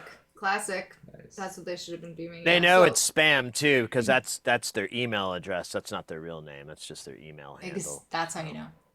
Yeah, that's when I get scams. They're like, Syd, they get Syd Heresy at Gmail. How are you doing? And I'm like, Syd Heresy at Gmail. yeah, They really say Gmail. the at Gmail part. It's Mister. Mr. Heresy to you. Oh, I think I was gonna ask you about like your just. I mean, you talked about how you started on guitar, and like that was really cool to hear about how you had like a really unique teacher to get you into things. But you seem to know a lot of music. Like you're able to sing a lot of things that are very impressive from a bygone era, if you will, that doesn't naturally come hand in hand when you're like turning on a synth streamer. You know what I mean? We all have our quirks, is what I'm saying. Sure. Yes, Yeah. John was trying to contact aliens. Thank you, Mr. X. Everyone, if you want to still be on our streams, you have to watch that. That's a requirement. You'd appreciate that one, Mr. X, for sure. Yeah. We won't let you back in the chat if you haven't. Watch it. But so I guess I'm curious, like besides just like having those guitar lessons, what other like training or experience or what have you, education, I don't know, taught yourself? So the story is, because my mom told me, I didn't know how old I was. So when I was 3 years old, my mom and my mom's grandma gave us this piano. Oh, and sweet. my mom and my parents were both teachers, and they both know how kids are with piano. So my mom's not looking forward to it, and she just had my sister, so she was just taking care of my little sister. And my dad came, and I was really excited. My dad came with these guys to drop the piano off, and then he was taking them home and all this. And my mom was like, "All right, I'm just going to tune out and take care of your sister." And I just went off and played on it. And she said I came back like 30 minutes or 20 minutes later, and I was like, Mama, I wrote a song. And she's like, oh, God. All right, let's go hear it. And she went up, and to her surprise, I was playing this song, and she recognized it was like a toothpaste ad jingle. And I'd hunt and pecked it out, and they're like, oh, well, maybe our son's like really good at this. And so they had me take lessons when I was 3, but the teacher was also an educator as well. Like she taught school. So she like my mom said, sometimes I would take lessons. Sometimes I just play with her toys or whatever. Oh, sure. And so it was really, really mild on the teaching, and I never got very good, but I did take I had a recital when I was 5, and my mom, like, she told me this whole story. I'll try to condense it because it was really funny, but she basically was like, she was super freaked out, and I was like chill like a dill. And she was like, oh, Syd, I was scared, and you came down to sit at the piano, and it was like this. Dun, dun, dun, dun, dun, dun, dun, dun, dun. And you just stared at the audience and played and smiled. And my mom was like shitting herself, like, you're gonna mess up. And I'm just like, dun.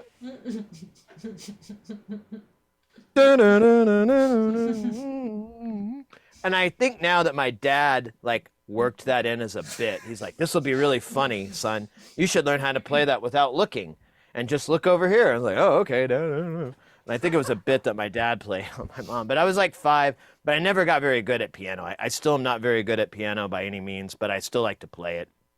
And so I just banged around on that and never took lessons or anything, and just did that kind of stuff. But then once I got guitar, I felt much better with it. Like, and I say that on stream a lot, like I'm more comfortable on a guitar fretboard than I am with the piano layout, because it just makes more sense to me as far as how the arrangement is of the notes versus a piano. I tend to forget the black keys, or I forget, to integrate some sharps or whatever. And with a guitar, it's just it's going to happen. You're always going to go, well, I need to go 2 steps up, or I need to go a half step, or I'm always thinking in those terms instead of. I do feel like that makes a lot of sense, because I feel the exact opposite. Like, piano makes perfect sense to me, and guitar makes 0 sense. And I have a similar like origin story of, we inherited a piano and then we all had to take lessons. My dad also played guitar, so I was exposed to all those instruments, so that's those same ages. and also was like, I wrote a song, you know, like I feel like there's just something inherent in us that we like just know what we are attracted to, what makes sense, where we fit. But yeah, like that the idea that just when you said that, I was like, no one's ever said that, but like the reverse. I feel like guitar makes no sense and piano makes perfect sense. And it's funny Mr. X say the opposite. Mr. X is the same way. Like he understands the piano layout, the 12-tet layout better than the guitar layout. So yeah, I guess he's a guitarist first. Yeah, so I don't understand any layouts, man. Like, I'm not like a layout guy. I'm not a layout guy. That's why I like the synth, because like I love just like, you know, like tweaking oscillators like and just until they sound good. Right. You need more strings. That's all you need. Yeah. I have the 8-string guitar, and after that I'm like, man, this is what I was missing. Oh, that's cool. Yeah, I got it to do metal, like gent metal or degent, but all I do is jazz. Like you put it through some clean like chorus, and you have the bass clef and the top, and so it's just like boom, boom, boom, boom, boom, boom, boom, boom, boom, boom, boom. This is great. Like these bat inlays and all this black, but it's such a great juxtaposition. Still doing the face front smile from the piano days. Oh yeah, that's the day Syd never was unlearn born. that. The Syd we know now. That's what someone said. If we're all doing our music origin stories, I was an upright bass player as an elementary school student. Hi, my name's Jacqueline. My origin story is a piano. I thought it'd be darker. I just didn't want to be like completely vague in that regard, because you guys gave like your, you know, cute little. Well, mine's exactly Syd, so I didn't even get to tell mine. It's like he stole my life. It's fine. My mom told me the damn story. I didn't know about it until like 4 years ago. I thought I was like 7 or something when I did all that crap. I thought I was a lot older. And I'm like, wait, I was 3? Wait, I'm a prodigy? What? The hell's wrong with you guys? Well, no, I'm not, because I was talking about this the other day on stream. I was like, no, you have to understand, like, they thought I was smart.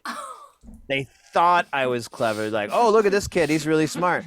But then I just grew into it. And now, like, by the time I was like 12, Fake it I till wasn't you make impressing it, baby. anybody anymore. No one was like, oh, look at this guy. He just picked up the guitar in a matter of 2 years. Good job. You know, that like no savant magic. It's all like just, all right, let's hope it doesn't take you any longer to learn how to tie your shoe or whatever. Yeah, all my invitations to gifted classes came in elementary school as well. Yeah, they stopped inviting. Yeah. Stopped getting the I don't know what happened. I stopped getting the invitations. Talking a lot about texture, which I think is really cool, because it started with Grace talking about harp strings, and then it circled all the way to synths, which is exactly right. Like, texture is so big in crafting, with probably one of the reasons why all of us like modular is texture. Nobody. Okay. I mean, I just started thinking about a harp, and I was trying to think of like how you could integrate a harp and a synth together. I think Grace is doing. I kind of zoned out on, it'll take on what was being said, because I was like, so a ring modulator, I think that'd be cool. I agree. I think a ring modulator is the way to go. Should I say this out loud? Always on Synth Friends, say it all out loud. Well, I know, and that's what happened just earlier. I was just rerunning it by there. That's what happened. Like, oh, I zoned out. Yeah, because it was worthwhile. That was good. Yeah, Grace is all about doing that. So I think you're on the same wavelength. I mean, oh, there's so much going on. Welcome in, Hayes. Hey, Latuig. Redeem the dab. We could. Well, I don't know. I know we didn't talk about that. Redeem it. So it is Latui. It's a crossover episode. Welcome in. Redeem the dab. It's very meta. I know. It's very hard for us all to understand where we actually are in space time right now, because we're inside ourselves right now. Plucks versus smooth synths. Okay. Wrapping cables all day. Oh my gosh. All right. I'm having flashbacks now. All right. Harps and organs or harps and vibrations. Ooh, what's happening right now?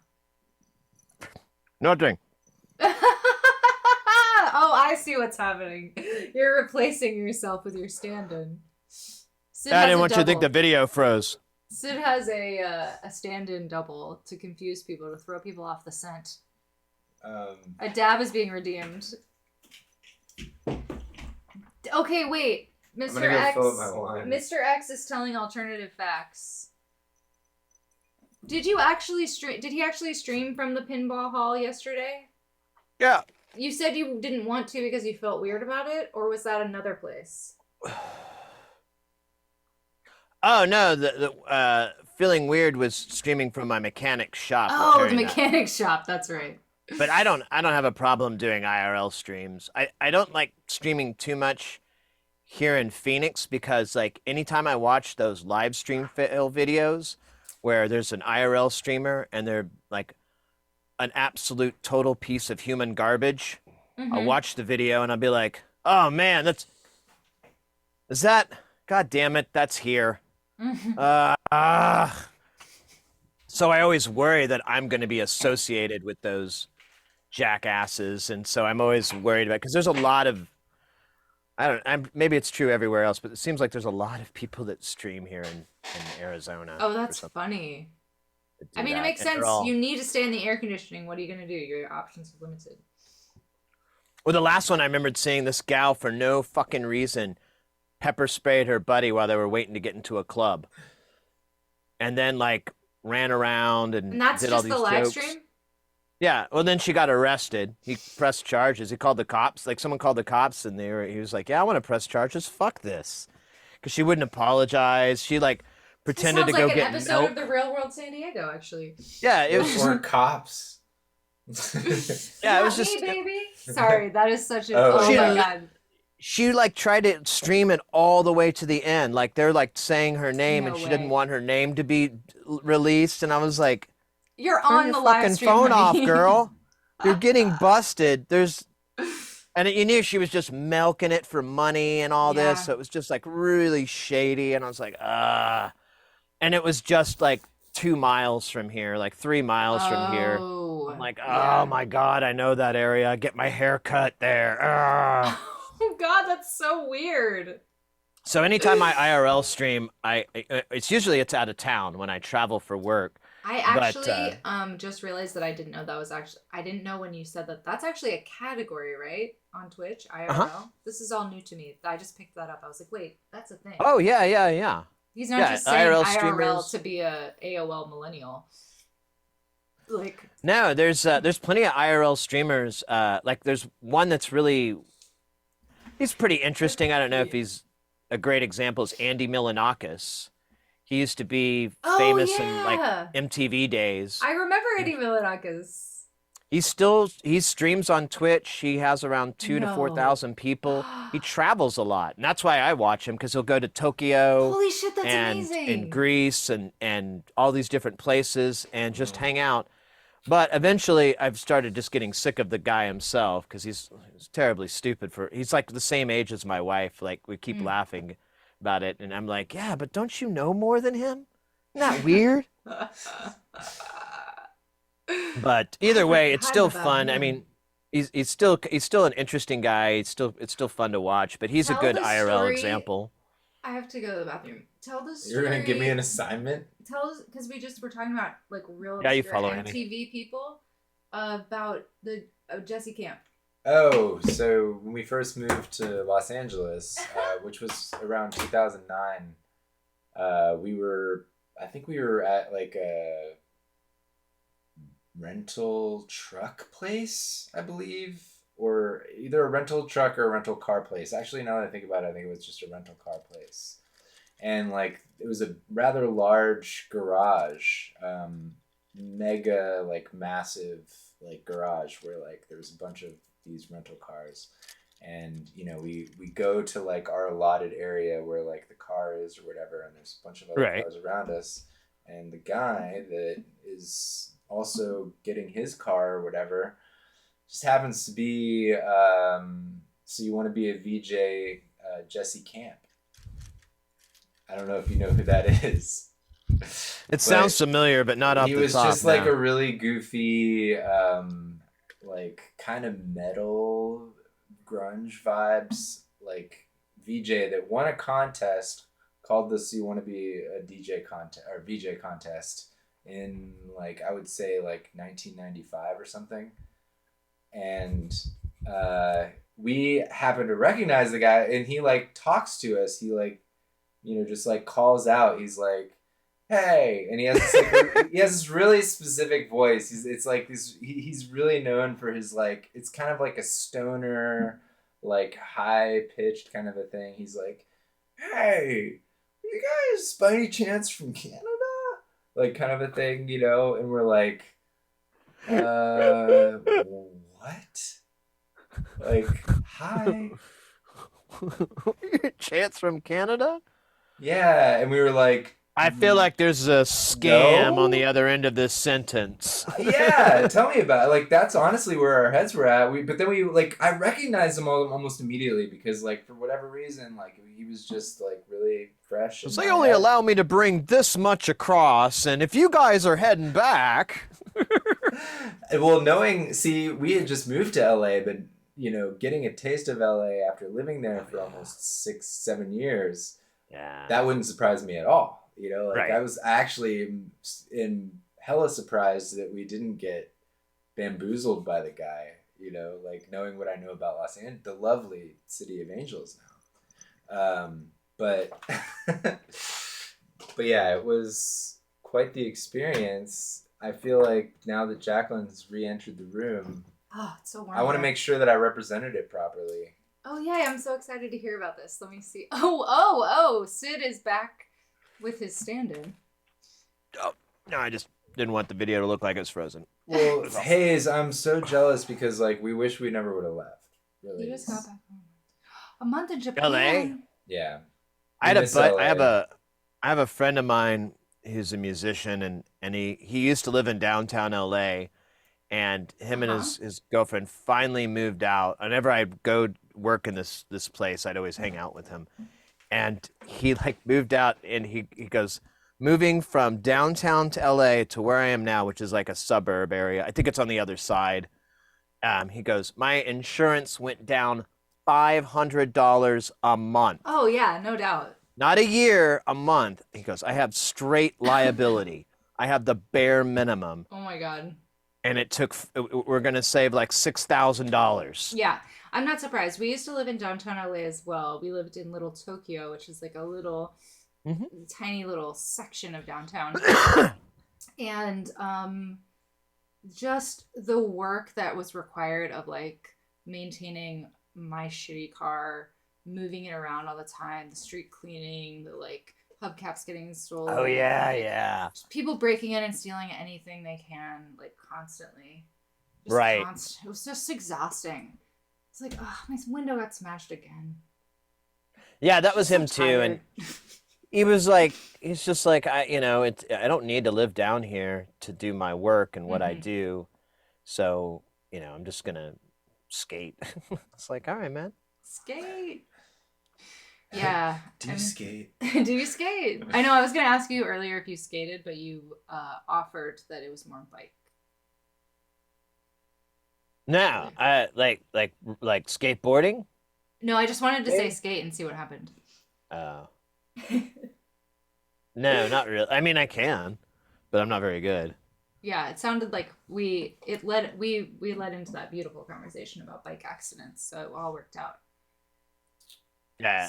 So you told the story about Jesse Camp and the I told a little bit. I mean, I told the punchline already, like that we just ran into this random guy at like a car rental place or something. Oh wow! Yeah, already I have to fact check this. Oh, okay. So it wasn't a car rental. Was it like a storage? Yeah, facility? we were moving our stuff into the. Okay. In like the center of Hollywood, the storage unit place or whatever. Jacqueline's much more articulate than I am. Well, I'm just saying, when it comes to had like a 6-story parking garage. Like this is no small place, and we had just gotten there, and we were staying with someone who lived in Hollywood, so we were just like, let's put our stuff here. And he was like parked 2 cars over. And we were going back and forth. I got that part right. Going back and forth from our car. That's probably why you thought it was a car rental place, because we were going back and forth from our car to the unit and rolling stuff back and forth, right? That's right. The joy That's of what it was. constantly moving. Yeah. Okay. It makes so much more sense to me now. Thank you for. And did you say that he told us before even saying anything? He was like, "Hey, I'm psychic." No, I didn't say Oh, that. you didn't say that? No. The introductory was, "Are you from Canada?" No, was it the was first thing. The first thing was, "Hey, you guys." This is like playing the also- telephone game, by the way. This is mean, awesome. I love this. I know, right? Not to, knock him in any way, but he was not in good shape. No, he wasn't. I didn't like attack his. Like a small shape. gust. Yeah, just like a small gust of wind was knocking him over, like just a small one. Right, yeah. And he was like tweaking. He may have a disorder. Yeah, I mean, there was. It was a vibe. Awesome. It was a whole thing, but it just like that we had seen each other a bunch, because we'd been moving our shit back and forth in the car. And then at one point he just like slowly walked up to us and was like, "Hey, you guys, this might be. Let me just say first, because like I'm psychic." Because, like, before he said, "Are you from Canada?" he didn't want that to be weird. He wanted us to know there's context to this. I'm psychic. So I looked at you guys and I just knew you're from Canada. So, like, first of all, like, how do you respond to that? Have you seen the Show movie? me on the board things that tweakers say. Bing! Yes. I'm psychic. That's correct. Number 4 on the board. Let's see if we can get a steal. Oh, Have you so seen true. the movie Dazed and Confused? Sure. Do It's a you lot know- cooler if you did. Do you know Slater from that movie? Slater Right. San, like the pothead guy. Yeah. That is the total vibe of Jesse Camp, the person that we're talking about. So if you can imagine Slater San being like, But dressed like Lenny Kravitz in 1999. man. You know? Like, but he's like really tall and lanky, and he's like, So is Lenny. and then said Yeah. exactly what Jacqueline said, which Like honestly, Velvet. There I was did Velvet. not remember that shit word for word the way you did. I'm so impressed. This memory is really old at this point. I'm very I mean, it was like impressed by this it was storytelling. like the first thing that happened, Okay, yeah, it was burned And in there. I get it. also, I was watching MTV when I wasn't supposed to be. So it was a big deal. So Jesse Camp. I watched that whole thing where he got voted as VJ. Yeah. So you want to be a VJ contest? I talked about that. Okay, you did talk about Yeah. that. Oh my god, this is hilarious. Before American Idol, there was want to be a VJ, want to be an MTV VJ. Everything was competition. I do remember that. Yeah. remember that. So he won that, and I remember. And that. now that makes more sense because I was literally thinking of a visual artist VJ. Oh, the whole time. No, And- that's what they and I was called the like- hosts. Yeah, sorry. Yeah, I remember that. That was the old nomenclature for Exactly. hosts on the show. a brief But I window was in thinking time. like a video DJ or. That would be so much more relevant to what we should be talking about. But Well, yeah, that's the thing. Like, I was like, oh yeah, I forgot that's what they used to call them until everyone went, nah, what are music videos? what are music videos? Yeah, that So term true. kind of died out. I know. Twitch killed the music video star. Which Oh, makes the the things story on even YouTube? funnier. Yeah, those things that are on YouTube. But yeah, that whole experience is definitely seared because we got to Hollywood and we literally, in my mind, met a celebrity right away. Yeah. But yeah, that was wild. My first celebrity. I know, right? No, I don't know where any clean resin is. So safe injection sites. And I think right after that we saw Peter Dinklage in an Enterprise. No, we actually got into a series of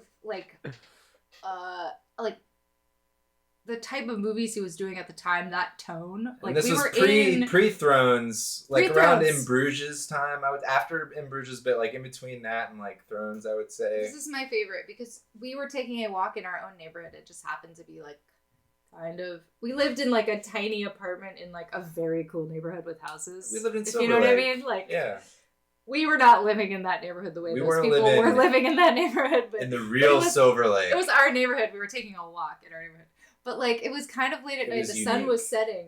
And we're taking a walk and there's no one out. And then all of a sudden, Peter Dinklage is on the other sidewalk. Like, you know. Yeah, and I mean, it's hard to miss him. You know? And it was just like, and then he went into a house that had like a gate out front that had like a hole that someone peeped through. You know, it was like a comedy spy movie. Which proves the theory that everything that person does is literally like a magical experience. It was crazy, but then I found out whose house that was, and it was like somehow, some way, an actor's house that he was going to. But it was like very like he thought we were stalking him because this has been the second time we've seen him now in like a short span. Yeah, and his spidey sense is strong for that kind of crap. You know, we're kind of like a little set of characters. I know he recognized us the second time around. Like, we exchanged some looks, for sure. So there was this whole period of time where we were like, why are we constantly running into Peter Dinklage and he thinks we're stalking him? Like, it's just happening by accident, but it's getting out of hand. And he is, like, he's just... And then he blew up. Of all the people to, like, constantly run into, like, yeah, we knew Peter Dinklage before he was on Game of Thrones, so it was like I walked by him on a sidewalk. And the other person we ran into a lot was we ran into Michael Cera a lot. Oh yeah, he was. Oh my god, that's so funny. He always wearing a hoodie. Yeah, he liked. There was like that that type of celebrity who would like to go to the East Side venues go to Echo Park that we were just at to like play our shows or be with our friends, and then it was like cool to be like in the not Hollywood part of things. Sorry. Yeah. Well, and also too, I can imagine like just trying to avoid all the dumb bullshit and maintain your identity. You know, I don't have to go to these things just because I was in Arrested Development and it did well. And right. Oh I could see that kind of mentality. I don't know if that's the case with him, but that would be my thing, like why I would go around doing that kind of shit, because I'm like, I'm not doing this crap. I'm going to go watch some indie bands, fuck some shit up. Exactly. Oh my God. I'm going to go listen to a band I don't even know, I've never heard of before. Don't know their names. I'm just going to show up, buy some beers, buy some shirts, take off. Act like I don't want to be seen, but I so very want to be seen. That was yo. vibe I got. Oh my gosh, Smoking Salads. Thank you for the 100 bits. That's Let's so nice. go. I love these emotes too. Oh my goodness. It's got that slow bounce. Slow bounce. Okay, I'm seeing things about being a psychic and being into Buchla, and I think that's what's all that about? Not sure. Psytrance. So what kind of musical styles were you really saturated in as you were kind of developing your own sense of what music you wanted to make?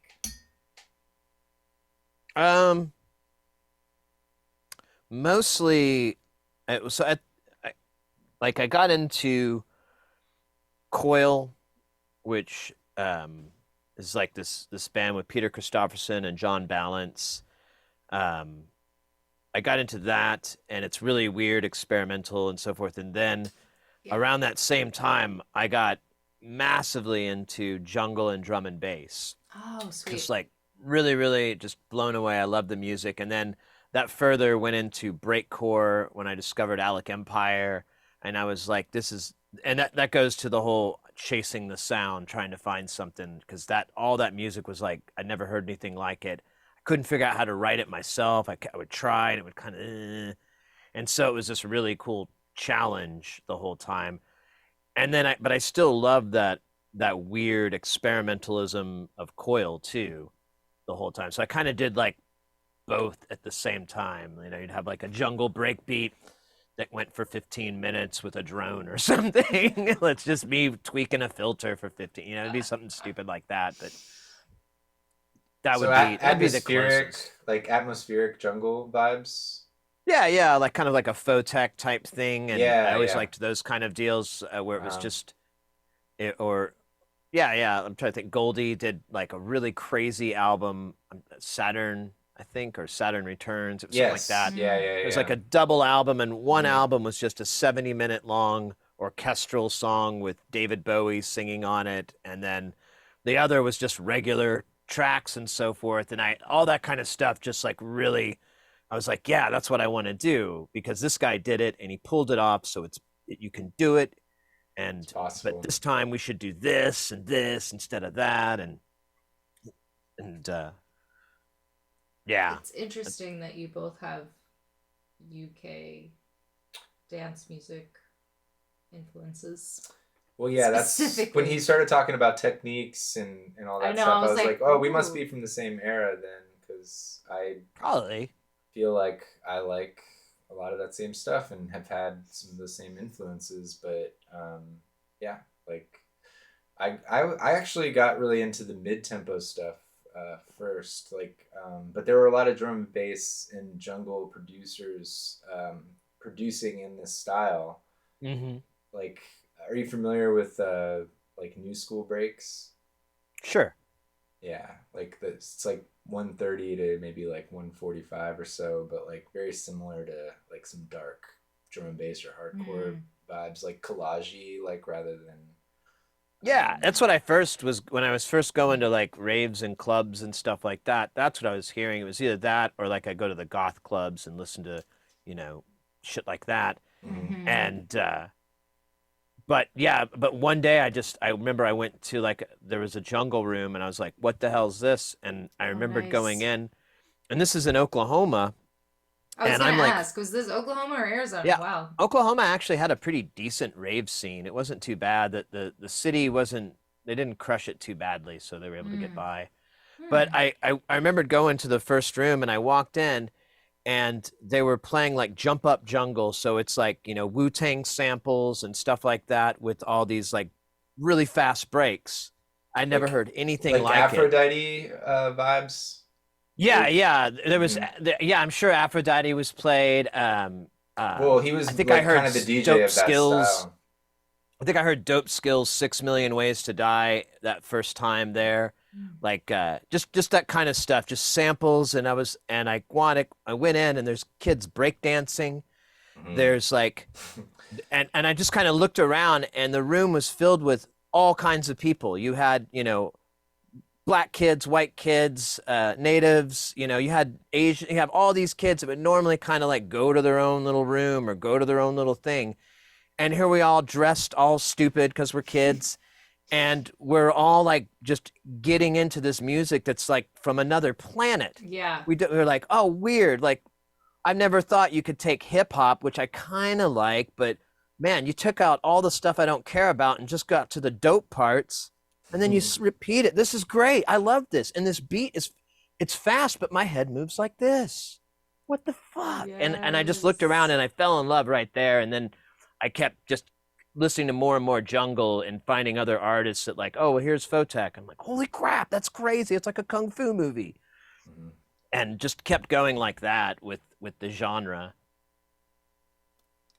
Damn. That's being reminded that like raves had different rooms. And you literally, like, if somebody asked you, like a kid now, like, oh, how'd you hear about that? And they're like, oh, on TikTok. And it's like, no, you went to a rave and like there was like prep. There were days of excitement beforehand. There was confusion about where to go, where to park. You met people along that whole journey. You made friends with people because that shit was going down and you didn't know what was going on.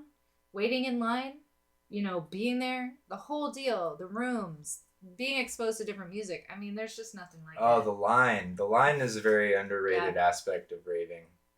I never had to wait in line. We just, they would just take your ticket or ID and it went pretty quick. But we had them in these really cool warehouses. So they'd be like big aviation warehouses and several stories.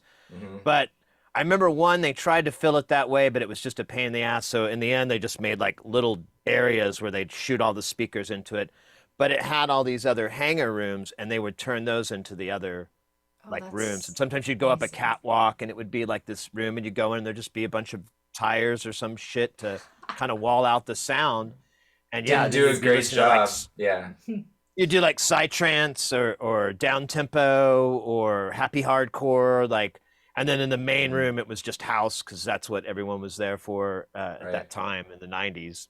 Yeah. But I loved that. I liked being able to go to those rooms. It was pretty amazing. And at that time, I mean, you're right. Nowadays, you can just kind of move your thumb up, and you'll get a different thing exposed. But when you're like a 16-year-old Syd, you're just and you know you're in Oklahoma, and you know the best thing you have really is a music store access and shit like that. That thing is pretty amazing. And like you said, yeah, you meet a lot of people, you make a lot of friends. I remember I had like I met some chick and went on this crazy date that was like just insane, and just all these weird things would always happen to me there, and I really just cared about getting there and getting back. Everything else was moot. I was like, as long as I can get a ride home, I don't really care. Yeah. Don't really care what happens in between, because it'll be a good time. Yeah, I was in Atlanta for my rave time, and it was a good scene. Yeah, I would imagine so. Yeah, Atlanta was pretty epic. So I got spoiled with that, and a lot of D&B, a lot of Aphrodite. Like he was like, I feel like he must have had a place there or something, because he spun there so much. Like, I just couldn't believe how much he was in town. I know he wasn't from there, but I want to say he was. I can't remember who it was, but there was somebody when I first moved here to Phoenix in like 2002, and there was a place, and they would have a big jungle night, and he would spend like almost once a month. It seemed like every time I'd see a flyer for it, and I'm like, wait, isn't this like last? Oh no, he's coming again. I'm like, dude's gonna saturate the market. He needs to know how this works. yeah. But I figured he's getting paid a flat rate anyway. Right? Yeah, from his schedule, he seemed like he was on the blue meth. You know what I mean? Like his allegedly, of course, but it just seemed like It's a metaphor. It's a metaphor. I just felt like his schedule was insane. Like he literally was everywhere, and I just couldn't believe how sort of like, in a way, I would get like sick of it. I'd be like, oh really, Aphrodite again? Like, oh, you guys are saying the same thing. I'm starting to think there's something. Yeah, I know. That's what I was thinking. I'm like, you're gonna saturate it, and people aren't gonna be. How many records you got, dude? right, exactly. They trust me, and he played like his bread and butter stuff. Like, I could like almost like call out his bread and butter like part of his set. You know what I mean? Like at a certain point. Oh shit, just that's like, not good. You don't. Yeah, want yeah. that. I can call out all of his songs because he uses all the same. He uses one thing from almost all of them on like either it's the kits or the bass line. He used that bass line for like almost a decade. I think he finally stopped doing it. Like he got Cerium or something, and he's like, oh, look at this, another sound. But he's really like. He's pretty cookie cutter with his stuff. I mean, I'm not criticizing him in any way. There's good stuff, but it's really, really recognizable. It's kind of weird that he's popular despite that.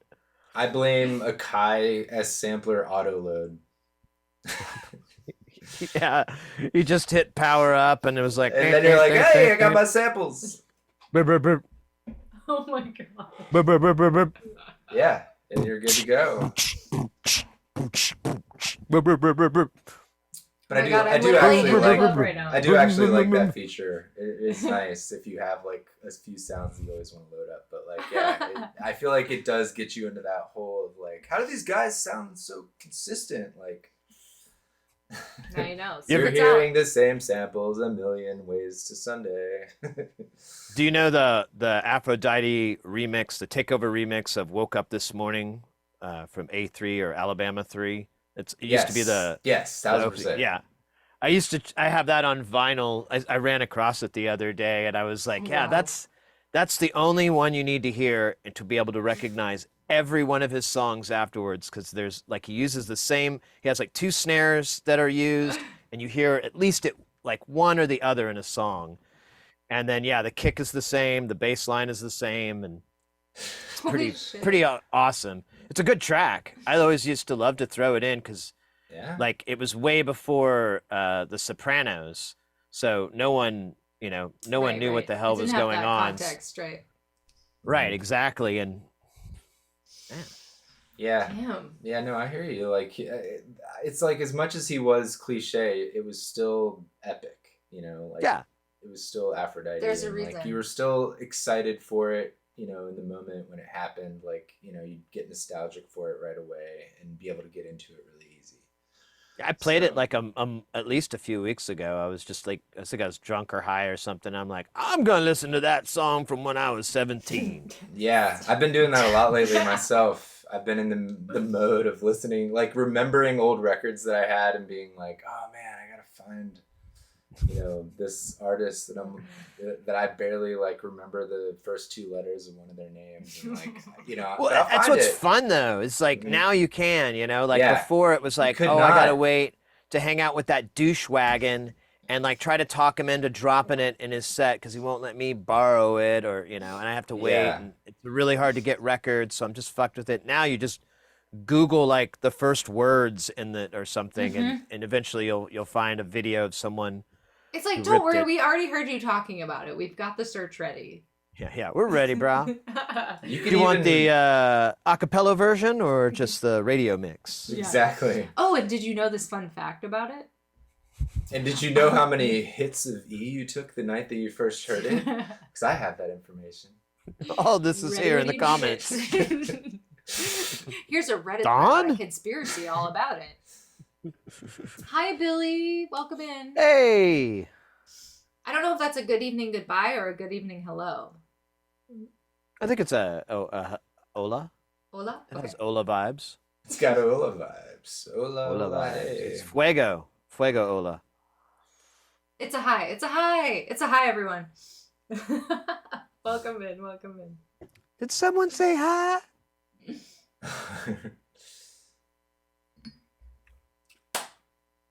Hi. That kind of hi. There you go. There you go. Correct Thank you. yourself. Hi. All right. What questions does everyone have in the chat? Because my nighttime bell is gonna ring soon, or my Nighttime bedtime. bell. Nighttime bell. Yeah, I mean, do we feel a little pressure to keep streaming because we got the streaming king on? We have the power streamers. Yes, we Yeah. do. I literally told my wife, I was like, she goes, "Don't you stream today?" And I was like, "Yeah, but I'm doing this thing on this other guy's stream, and they only stream for like a couple hours, so I won't be on there 8 very hours long." later. And she's like, "Are you sure?" And I'm like, "Well, I don't know. They kind of went long like last week, I want to say. I don't know. We'll Now- see, but it's early enough. I'll still be able to get dinner and all that taken care of." Oh my god, no. Here's the thing. We used to have, with our Zoom account, it would kick us out every 45 minutes. So we would play this game where everybody could tap out. Like, if we got kicked out, we might not return. You never knew. But now it's like open-ended. So I forgot to mention that you can just leave whenever you feel like it. Oh, I love hanging out. Yeah, so If I I figured have you to- already knew that, but I just wanted to, again, let you know this is a consensual experience. Yeah. No, I am. I'll say the same thing I always say on the Synthon thing. I'll go as long as you guys need me to go. I'm more than happy to, because I know You're my doing limits. a public service. They are Thank you. greater than yours. Yeah. You Okay. laugh, but it is true. We have questions in the chat. How did Syd get to soldering, and how do you three stay motivated to record? It's worked to me, and I usually just play instead. Oh, these are great questions. Okay. How did you first start soldering? I mean, building things. I bought a kit Yeah. from Pi I Electronics. was gonna say it's a pretty easy gateway. Yeah, it's PAIA. They're still around, but they haven't updated their stuff in a very long time. So some of their stuff is pretty old. But I built a vocoder, like an 8-band vocoder that they had, and it's still here. It still sweet. works. And so that's what and a Fat Man as well. And after that, like years later, I was talking to my buddy, and I was like, "Dude, we can just build these things. We can just buy these kits and put them together. And if you put the round peg in the round hole and the square in the square, it works." And so we started getting into that, and the whole time we just had to learn to solder. But that's how I got to soldering. It's just because I And was as like, we "Oh, all this is a cheap know- way to make sense." Exactly, it's a necessity. As we all know, soldering is easy as fuck. Anyone can solder. Yeah. With enough flux, it's pretty easy. Yeah, exactly. Flux and a hot iron. It's all about what you need to get done in your life. Yeah. Not everybody needs to solder. I'm a big fan of eliminating the fear on soldering. It's easy as fuck. Like, just try it. Just do it. Yeah. Just do it. No, That's the thing I like with the channel is like I always magnify all the I soldering. love that. So you It's can so fun even to if it watch. is like it would be easier not to because it's like man I'm this is so silly but I think it helps people because if you can visually see like because you can see sometimes the solder go from soft to hard and you can see it move like slowly. That actually helps. Yeah. Yeah, because that's what you need to. I think that's the big key is you have to know that what's happening in the thermals, and that's why you have to wait 2 seconds or however long before you want to take it away because that's what's happening. And Well, I think it's so funny because I don't think we even talked about this, but we used to stream on Facebook. We would do some music stuff, but he would do his soldering streams. Mm-hmm. And we haven't done that on Twitch yet, but when we found you, that was part of why I feel like we latched on so hard, so quick, is because we were like, oh my god, someone else is doing this. It reminded us of our soldering streams. Yeah. Awesome. That's awesome. It's been so long since we've done those. Like, I feel like. But it is a specific kind of person who wants to hang. Was that me? With that.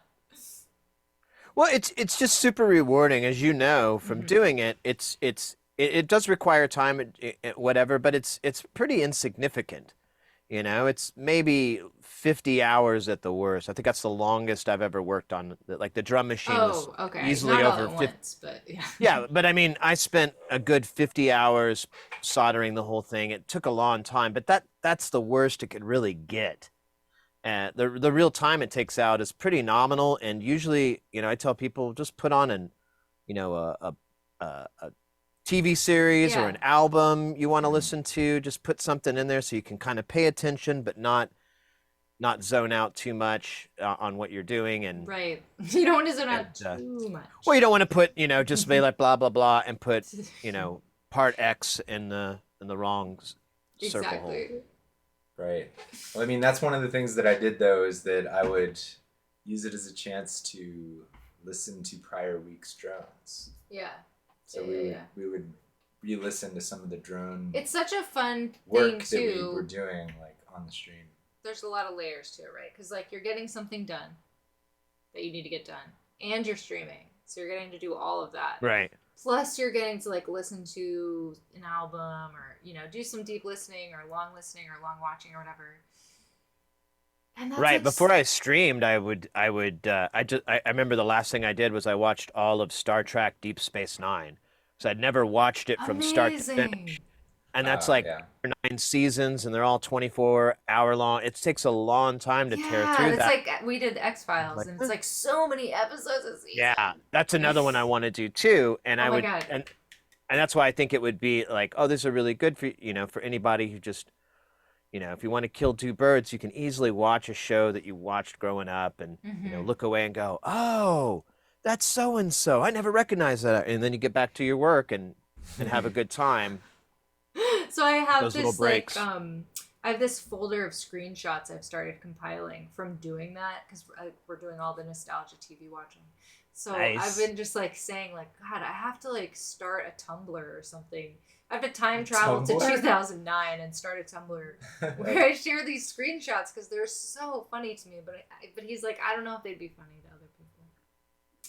I mean, they're very inside jokey. But it's like, it's just the funny things, screenshots from old TV shows. Like when you're That like, said, oh my God, like. I didn't realize I crushed your soul No, on you that crushed one. my soul. Okay, Like, if you rewatch X-Files, let us know, first of all, because we'll also do Sure, it again, because I need an excuse to. But there's going to be an episode where Jack Black and Giovanni Ribisi are getting their big break. That's and cool. It's an X-Files episode all about with them. a hint of sarcasm. Yeah. And these are things you screenshot. You know what I mean? Mm-hmm. They're funny as fuck. You're just like, what? This alternate universe where like I didn't know those people were going to be famous in my life later. Something I have a parasocial relationship with later. Yeah, no, I mean, those are the perfect things. Like, if you don't remember, because when you watched it at the time, obviously you don't have a time travel machine to know that Jack Black's going to be Jack Black. Exactly. Yeah, and it's just funny to see them, still having a role in a major TV show. But Yeah, it's when they were trying to get big. Like, yeah, imagine what that gig would have been like. They probably called up their mom and be like, oh my God, "Hey, huge. I'm in an They made it. episode on this network called Fox. Yeah, FOX. Yeah, I know you don't get it, but anyways, I'm gonna be on it. I'll tape it for you on a VHS tape. I'll do high speed, not the slow speed, so it'll be good quality." And it must have. I'm getting $300 for this episode. Yeah, that's it. Oh my God, you yeah. get That's it, Mom. Those residuals have to be good though, right? Sure, yeah. I mean, at this point, now that show actually has become, a epic voyage that people will rewatch over and over again. X-Files, for fuck's sake, yes. DS9 is your favorite Trek. That's common. Can't do X-Files I never now. watched it. Oh my God. Oh, and I know we need to do a DS9 watch, but I also I've been wanting to do a rewatch of X-Files. When it came out, I was like 16, and I was like, I was not sticking around. No. I was getting in trouble. Because you couldn't watch it later. I'm gonna do a bit now, like I'm 90. You couldn't watch it later. We didn't have. I think it aired on a Saturday night.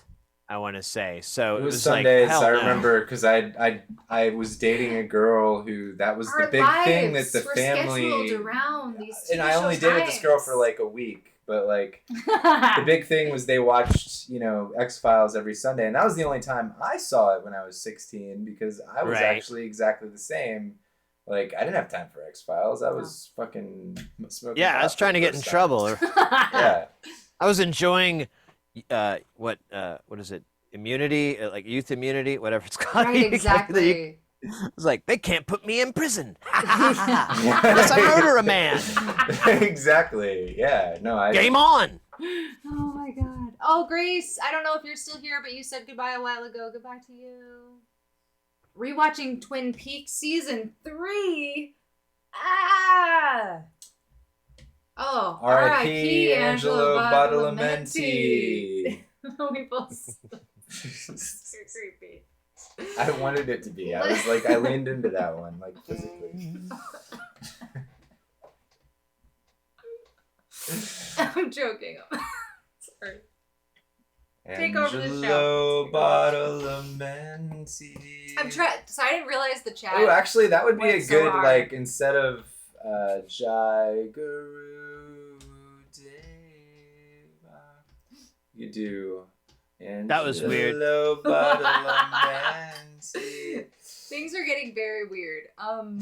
The noise canceling kicked in. See what happens started when singing. No. Yeah. Oh, that's I heard the little high pass filter start to sweep up, and it almost took you out a little bit. It was having like a hard time. Is this noise or is this words? It was pretty weird. Wow, that's cool. Thank you for that. Oh my God. I can't even drink water. You guys are making me laugh too much. That was freaking weird. I've heard that before too, and I can hear like it's like a high pass filter that sweeps up, and that's how they do the noise canceling. I think because I can hear all the bass goes away, and it starts to get all. Maybe it's a notch. Does that mean I was in key? I don't know. Like maybe it thought you were background music or something. Mm-hmm. It wasn't totally meant as an insult. Just 80%. No. The other 20 was genuine. Well, no, I was actually thinking like it would only cut me off if I was in key with the real song. Oh no, it's more like it was trying. I don't think it's that sophisticated. Yeah, it was trying to make you quiet because it thought you were background music. Ah, I see. Thought you were the radio. Yeah, which, for all of you aspiring audio engineers in the audience, a high-pass filter is an excellent way to remove volume and body from a recording. Mixers literally have a switch on them. Oh my God. Yeah. It doesn't make that sound, though. So, Oh my goodness. not anymore. Not in my day. Didn't there another question about Oh, there was a really recording or good, something? an actual good question. Let me scroll back through all the X-Files David Lynch. I don't remember Oh, the we're exact. gonna go. We're scrolling back for one question. How do you stay motivated to record? Yes. No, I love that question too because we're actually it's for dealing the with that both right of now. us. I see. Thank you for saying it again. So our streams used to be that we were recording our album on the streams. And we were recording, it's not in the view right now, but there's a tape machine right here. We were recording like 6 days a week when we first started. Oh my god, we were streaming like in the morning and the afternoon every day. Like 2 to 3 hours each segment. We all know what happened very shortly after we started doing it. Because we were like, we're going to make an album and we're going to do it on stream because we're going to figure out how we're going to make it while we're doing it. And it's just going to be this whole cool experience. But we tried a bunch of stuff and we hated all of it. So then we were like, maybe you shouldn't make art on live. And we got burnt the fuck out. Got really burnt out. So then we started just streaming like 2-3 days a week where we were just improvising and recording to tape. And we would be like, all right, we're not going to chat. You know, there'd be a recording sign going. Like, we're recording now. Then we listened back to all that stuff, which was like 50 hours of tape music. And we realized that we need more channels. We needed a multi-track. we were just like, we thought we were going to like... We can't mix this. It's not workable. We recorded stems to a 4-track, and we thought we'd be able to like get away with like a couple tracks for vocals, couple tracks for everything else. And it just turned out that we wanted to do a little bit more editing than that. So Right. That's a nice way of saying it. Yeah. This is all news to anyone that's watching right now. We've never shared this. We've been working on this album. Well, I'm all always year. waiting for your lead. I would I never know. bring this topic up. Do I tell everyone that album we said But I we're love working talking on about is it. like not gonna happen? That was kind of the same thing with me when I first started streaming because I was streaming music in the beginning, and I was like, literally, I remember I know there were short streams that were like 2 or 3 hours, and I was like, I can't do this for really long periods. It's not fun. Right. I'm not having a good time. I'm doing this, and there, you know, this was my first 3 or 5 or 7 streams. You know, no one would even come by. Right. Exactly. So I was like, why am I burning myself out for this? And so that's when I was like, well, I need that drum machine finish. So I'll stream like that for a bit. And that got a really massive response. So that's why I decided, well, maybe making music isn't the best idea. And then I've learned like just to be able to do it in a week's time. And that feels good. I get all the ideas out. And towards the end, I start going like, yeah, I'm kind of bored. I'm kind of looking forward to Tuesday. We can get back to soldering. And yeah, we like it works. changing it up too. I think that's something we learned is like we like doing some stuff on live, some stuff not on live, some stuff where we're just hanging out, having a mixed bag of stuff. Yeah, and I did enjoy going to soldering when I did my little soldering times. So I get how like that's a refreshing pastime to come back to, I would say. Yeah. And it gives you a new piece of equipment. I mean, That's true. Yeah. Exactly. You come out and now you've got this new muse to mess with and write a new track or a new piece to or something like that. It's really, really, really useful in a lot of different aspects, I think. Yeah. Agreed. But then you realize, like, see, once you get some experience with soldering, then all you end up doing is acquiring like a bunch of tasks you don't want to do, which is where I'm at right now. Because, like, for instance, I'm just gonna look around the studio, like, what needs to be done? Oh, I need to recap some shit there. Oh yeah, that board needs a full recap. My MPC needs its memory chips swapped out that require a bunch of desoldering that I don't want to do, and I probably should recap all the those memory chips actually if I really want them to actually work for any period longer. So it's like everything I have to do now is just like a bunch of crap that like I would love to just have a fairy come in and like do it all when I'm sleeping. You know what I mean? A solder fairy. Yeah, like a elf. Imagine if Tinkerbell had a little soldering iron on her belt. Because like that work is not as like rewarding, if you will, because it's like so like if I don't completely fuck this up, my gear might kind of work the way it was supposed to in the first place. Woohoo! Right. Well, with the confidence thing aside, like if you're worried about damaging it, but I like that aside, I like have started because I have a lot of stuff piling up I don't want to do. I'm just like, ugh, Yeah. I don't want to work on this. I don't want to work on this. And so I've kind of like rewarded myself with like, okay, well, you ordered this thing. It's going to take a week to get in the mail. While you're waiting, fix this, work on fixing this, get the iron hot and ready. So when it comes in, Right. you can hopefully be done and you can just reward yourself by having a new whatever once you finish that. Because you already kind of have the crappy part out of the way, and then working on the project's just going to be icing the whole time. Right. But what if all you have is like repair and refurbish work to do? Yeah. Then you got to order something. Yeah, there you go. Yeah. That's what I You'll was find saying. a way. You'll find a way. I'll just. I found a guitar pedal kit that was like $27 with a case and everything, like all Wow. there, Yeah. and there's no circuit board. It's like a what are those called?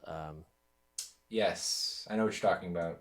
But yeah, there's like a little bar, and you just wire everything to the That bar. shit. Yeah, wiring harness kind of thing. Yeah. Yeah, but I've never done that, and I've seen videos of people doing like the elaborate arrangement of through hole components to make these little pieces of art with it, and I was like, let me fucks with that since I have to. There's no circuit board. Let me see if I'm any good at that. I'm probably not, but whatever. Did you It's try worth it? a try. No, I still have it. It's sitting on the floor. We've looked over it, but I haven't started the project because there's all this other stuff I gotta get done first. I look forward to raiding into that one. You can do it, man. I think it just takes patience. No, I just don't think it'll look really nice. I know it'll work and I'll get it in, but it's like to make it as nice as some of what these people I see do on Reddit and Instagram. I know I'm exactly what you're talking about, though. There's like on like DIY guitar pedal forums that I'm definitely a part of on Facebook and stuff. Like there's people that post these pictures of like, basically the components are like, the legs are connected to each other. Mm-hmm. So they make like these little like shapes out of like, the like fish capacitors and stuff. Oh, and they, yeah, they yeah, use yeah. parts almost so that it makes the artwork, it makes like the circuitry like look cool and in the right colors and everything, if they're really good at it. But it's just like, That's a whole other level. yeah, it's just a lot. I mean, you'd That's a have to be different- super. if you had like 4 resistors that all went to one bar, like they went to ground, you would take one and just make this perfect bar and then perfectly space out so that it's all consistent. A lot of right You have angle. those Yeah. all come out and they all are in the same exact spot, and then those will bend and break away to their respective circuit that they're supposed to go to and connect. It's really, really hard because you have to plan it out, and I'm like, man, I'm gonna suck, but worth a shot to try, and maybe I'll figure out Gotta start somewhere. how to do better. And you close the box, no one will ever see it, no one will know. Right. Exactly. And, It's also I did fun. see a Reddit post I think it was today when I was waiting. I was on Reddit and I was like surfing through, and I'm on a DIY thing, and someone was like, check out my pedal wiring. And like it was a mixture of people going, that's beautiful, that's a really good job, what a cool blah blah blah blah blah. And then a mixture of people like saying what a mess and getting downvoted into the ground, and like all these replies going like, shut the hell up, you don't know what you're like really getting violent, like, Oh my God. what are you talking about, there's no circuit board, you idiot, that's what you do. Look at and I think I chimed in and said like, oh man, you couldn't do it a wire wrap way, which is like, if you've ever seen wire wraps, like old circuit, before they had circuit boards, it would just be these little tiny wires and they'd have little posts, and you get like a little screwdriver and you run the posts, and it's super tedious. I've never tried it. I've just seen pictures of wire wrap stuff, and I'm like, yeah, I'm good. I'm good. I want to live. Advancements are nice. It's nice to live in the Interesting. future. Well, you can still prototype with them too, and whatnot, but it's for like a quasi-permanent, but it's just easier to solder, I think, than to use the wire wrap. Yeah, I would imagine. As the propaganda of this whole episode is soldering is easy. I mean, that's just what everybody says. Like you watch any video on like how to solder, and it's always like it's so easy. Like just try it. It's so, just turn it on, warm it up, a little heat. But what you were saying about there's a feel that you have to develop with experience. Like like the feel. You start to get a sense of if you have a soldering iron that you can control the temperature, you start getting a sense of like when to turn the temperature up and stuff, and like a feeling over time that you develop because you're just you're observing and you're noticing like thicker sections, you need more heat and more copper is going to eat the the heat up, and so you better. Well, I always say you're looking for the rhythm. Like eventually you'll find like it's 1, 2, 3. You're not literally counting out, but you'll kind of see the solder go, and then you go, it's good. Move on to the next. Yeah. And then you're like, oh, there's a rhythm. This one's different. Yeah. Different hole, different lead. Okay, fine. But and you just kind of notice that. And most boards, like as long as you're dealing with the same type of component, you can just consistently match that time because it's 1-to-1 of the same, the one next to it until you like I said, go to capacitors from resistors or whatever. Right. Yeah. Damn. Fun Done stuff. wire wrap? Yeah. Does it exist? That's impressive. Yeah, I've only seen it in like older stuff, wire wraps, and I've seen a couple of, I think like bodgy wire wrap stuff, but I think it was like you said, to repair, and it was pre-existing, and they were like, I'm not gonna reinvent the wheel, I'm just gonna polish this one up and hope it works. I think it was something like that. Collins Lab did the wire wrap breadboard. Wood breadboard. Oh my gosh. 2018, 2019. Nice.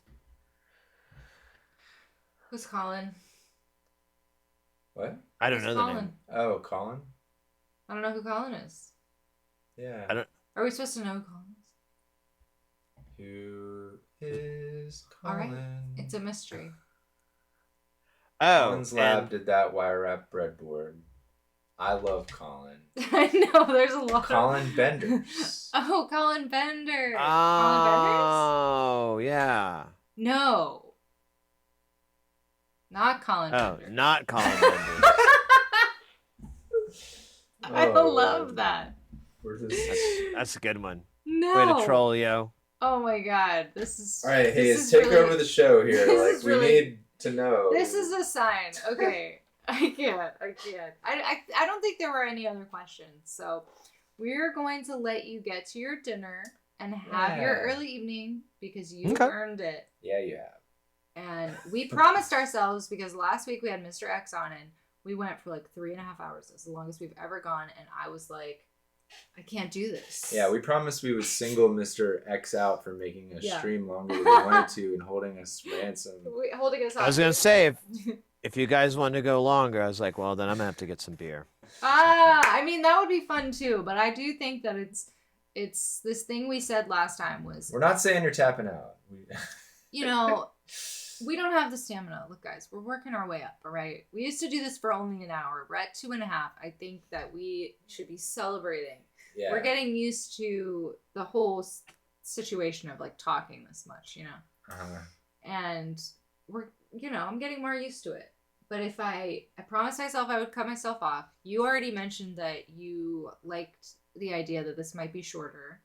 And I think that we need to lean into that. And I know it's not going to be 6 hours. It's definitely not going to be 6 hours. That's what I told her. I was like, don't worry. Because she's like, it's late. Weren't you going to start late? And if I start late, that means it's going to go later. Oh, yeah. And I was like, no, I'm just doing this interview thing. And, it'll be like a couple of hours or so. And she's like, oh, okay. And I'm like, I don't know, maybe a little longer, but not that. So I love that. Couple hours is so big. I love it. I love that idea, Mr. X. What do you Synth mean, Mr. Friends Season 2 will be group chats. Just a giant group chat. Oh, of like 8 of us on the screen. You mean? Yeah.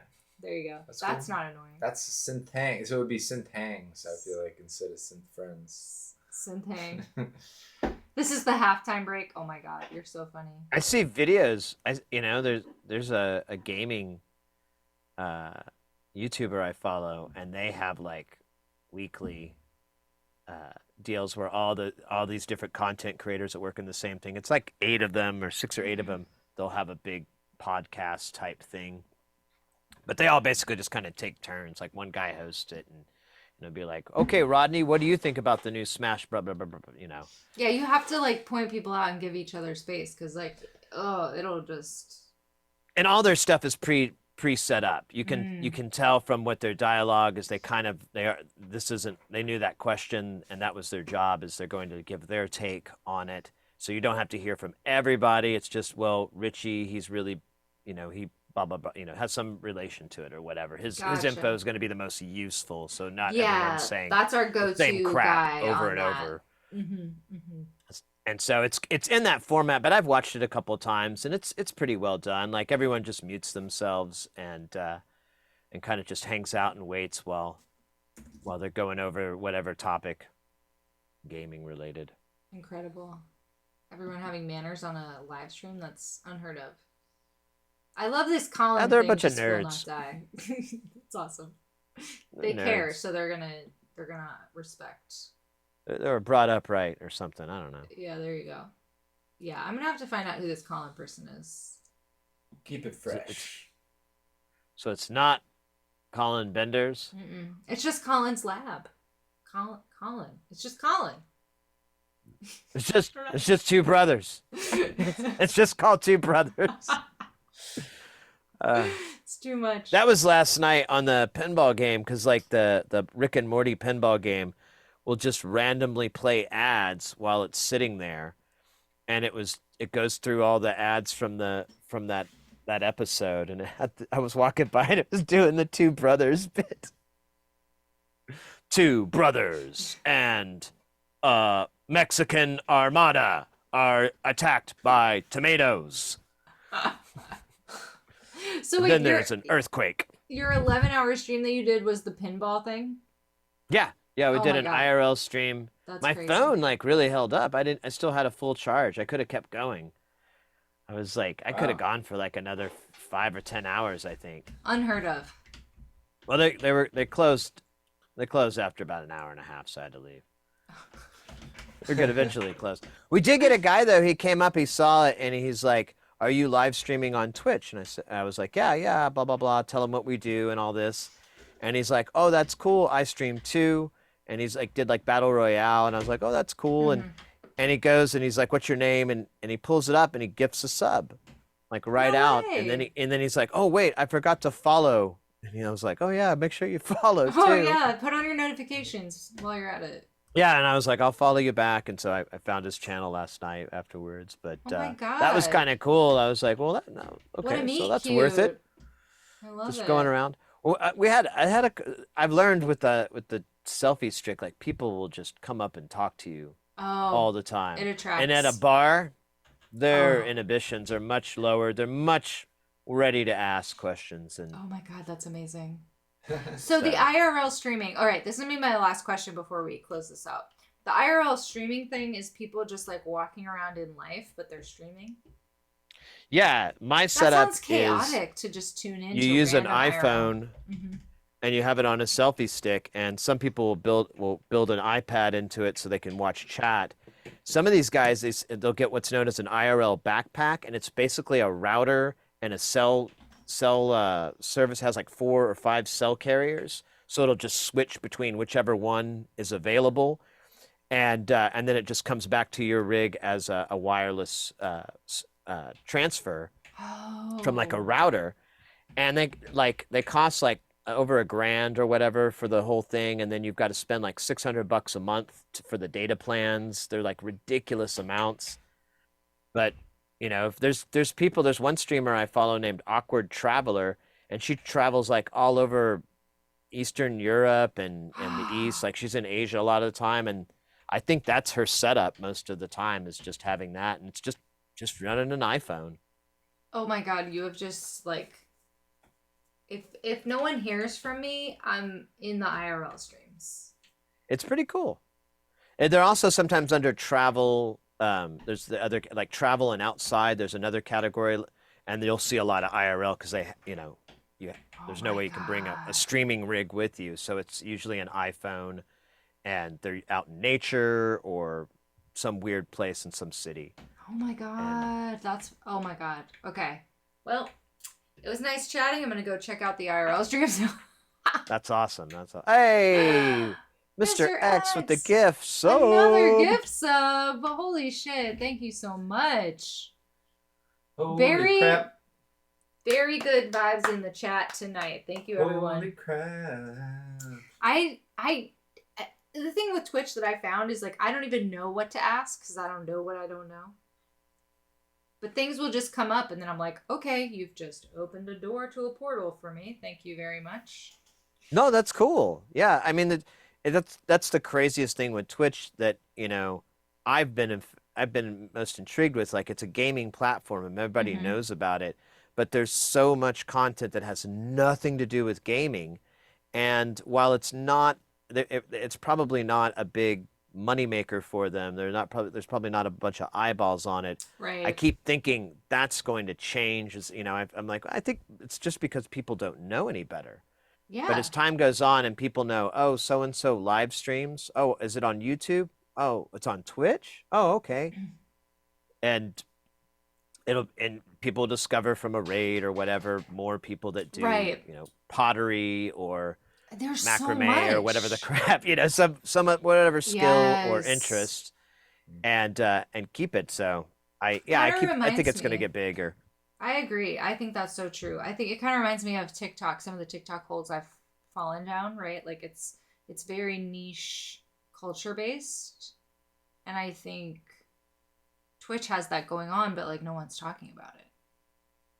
Yeah. Well, that's one of the things I thought would help me is there's nobody else was doing soldering. Hell yeah. I mean, there are people that are, and I've discovered more, but it's a very small handful, I mean, if you think about it, and if it's like 3 people out of 7 billion or whatever, like yeah, right, no one's and doing I'm it. always yeah, and then on the other hand, I'm always trying to help, and like any streamer that I ever find that is doing this, I raid them, I tell people Hmm. about them, because there's no idea of competition. I've learned from Twitch that's not No, how it works. If people exactly. love both streamers, they'll open up two tabs, That's so, yes, exactly. That's so one of the big you're not things about fighting. it, right? That we found from Twitch is like that spirit is just not there. It's Yeah, all so more, and it more, works more. better anyways. Like if that person, I mean, if you develop that kind of community that the time that person's on is the time that you're not on, and they Yeah. may introduce you or introduce their audience to more of your content, so that's like Hmm. it's free advertising in a way too, and it works vice versa. You're helping other people meet them, and it just strengthens everything, makes it a lot easier to work with, and everyone wins. There's no I don't Yeah. see how there's any loss because it's not like Twitch makes there's not a lot of people making a ton of money off of No. Twitch. People have asked me if I was going to do that, and I'm like, no, I've sat down and done the numbers, and like the number of people we'd need would be ridiculous, Yeah. and I don't really want it to get that big because then we're going to lose interaction because it's just going to be Then it a becomes like chat a flying circus. by. Yeah, exactly. I mean, if that happens, it happens. That's fine, but that's not my goal. I have no interest in trying to go that way. If Twitch were to approach to do something like that, I'd be like, what about this with the golden shrimp? I try to steer them to something like, I don't want to do that. I don't think that's gonna work. Yeah, I think there's something to that spirit that we've come across of like people wanting it to remain the heart of what it is that we're all experiencing, which is that we all just want to hang out. Right. And really, Yeah. even the top streamers in the category in the sci-tech category, they still are able to manage their chat. Having a Mm, few hundred people or so, it's still a very right. usable chat. It's That's still plenty. That's plenty of yeah. people. Yeah, Anything but more than you'd have that, to it be just, thousands yeah. to supplement my income Yeah, as from strictly exactly. from Twitch. It would have to be like thousands of people watching all the time to Mm-hmm. equal it out. And I'm like, yeah, that's not going to happen, and that's not the end game. It's more about meeting people and forging relationships and just making friends and so forth. Learning about IRL streams, which I saw someone else say in chat they didn't know anything about that either. So Yeah, that was so cool that we got to talk about that here. Now we That's all awesome. have more stuff to get sucked into. Yeah, and Yes. those weird IRL streams too, they'll always raid out into even stranger stuff a lot of the time. Right. So That's the you always best be like, thing. there's one of just seal pups at this zoo, and it's just Oh a my God. 24/7 camera, and they're always beating out the hot tubs and beaches thing. Yes, I love Because that. yeah, I'm like, man, I kind of feel bad sometimes, but at least I'm not like in a bikini in a Mhm. hot tub in a spare bedroom in my apartment, and I'm still getting outshone by a bunch of sea lions that are sleeping. Yes. It's just them sleeping, but look at their little whiskers. They're just, Oh my oh, you can God. tell. As long Okay, as I'm we watching don't this. take ourselves too seriously, we can enjoy being here, I think is the key. Yeah. Yeah. Because as Yeah, soon as it totally. needs to be something, those seals are gonna beat us out every time, and then we're gonna feel like shit. So They're I'm not even they're in great. competition. I want them to exist. I want to hang out with them. I want to do a collab. They're probably on the top right now. in Yeah, that exactly. category. I Right. love it. Well, I made this analogy before. To me, like Twitch as a whole seems like the multiple rooms at a rave. Like that's Oh, yeah, sort yeah, of we the were kinda saying analogies that. I use. Well, yeah, and I was like, and you can just flip up nowadays to That's so get true. something different. And so I think because of that, it's like, I just enjoyed seeing what everybody's up to. And like, I just think it's interesting that right now there's not a lot of people, like, the categories aren't saturated. Like you go into a sci-tech and you're going to find Syd, you know what I mean? Like that's just... Well, there's a lot of programming in that category. You see a lot of people working on game development and software and so forth. Mhm. So that I think that kind of stands out too, because they'll see the blue mat Yes. and not a development screen. environment in Yeah. dark mode. Mhm. They're not seeing Yeah. that screen. Exactly. Via Studio, they'll see like, what's Exactly. this blue mat? What's going on here? And so that I think that helps too. But yeah, there's still like you'll go through and you'll still find some pretty cool stuff in sci-tech, and we always try to raid people in that category Mm-hmm. if we can, just to expose people to them. There's also a makers crafters area, but I was just seeing that. I just had the site pulled up, and it was makers and crafting, and I was like, what? people have asked like if for us to stream in there, but I don't think I've looked through that channel and I'm like, I feel like I have more in common with these guys over in the sci-tech world than I do with these makers and crafters. Even though it is making and crafting, I feel like the people that are surfing around there Mm-hmm. aren't going to be like, oh, a guy soldering electronics, cool. I think they're going to be more like, I want more,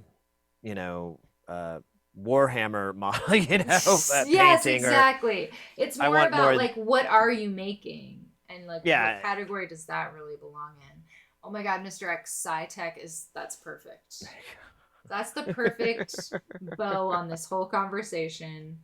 I'm going to try to do an Irish goodbye.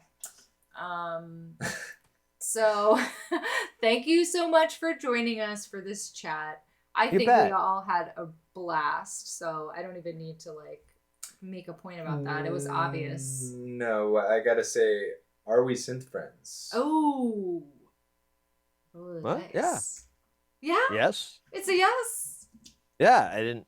I always thought that was officially obvious. ask. I know, I I always love- officially ask. I just didn't want you to feel left out. Like. I Oh always- no, I it was assumed. Yeah, I know. Yeah, I'm It glad was that. implied.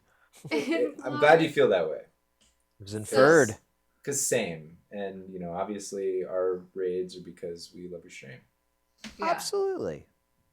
That's awesome. Yeah, no, the feeling is totally mutual. I love what you guys are doing, and you guys have a really unique rig, which is always nice just to see something different as far as like the Buchla and things like that. And I'm learning more about your recording setup as well. That's all really fascinating. It's really cool to see people doing that kind of stuff nowadays, because I don't know, it's either a matter, I guess some of it's unobtainium, and then some yeah. of it is just like the knowledge you have to go back and learn in order to operate this stuff and then you kind of start learning the failings in it, and it starts to become like, oh my God, why don't I just get a laptop and a fucking RME audio.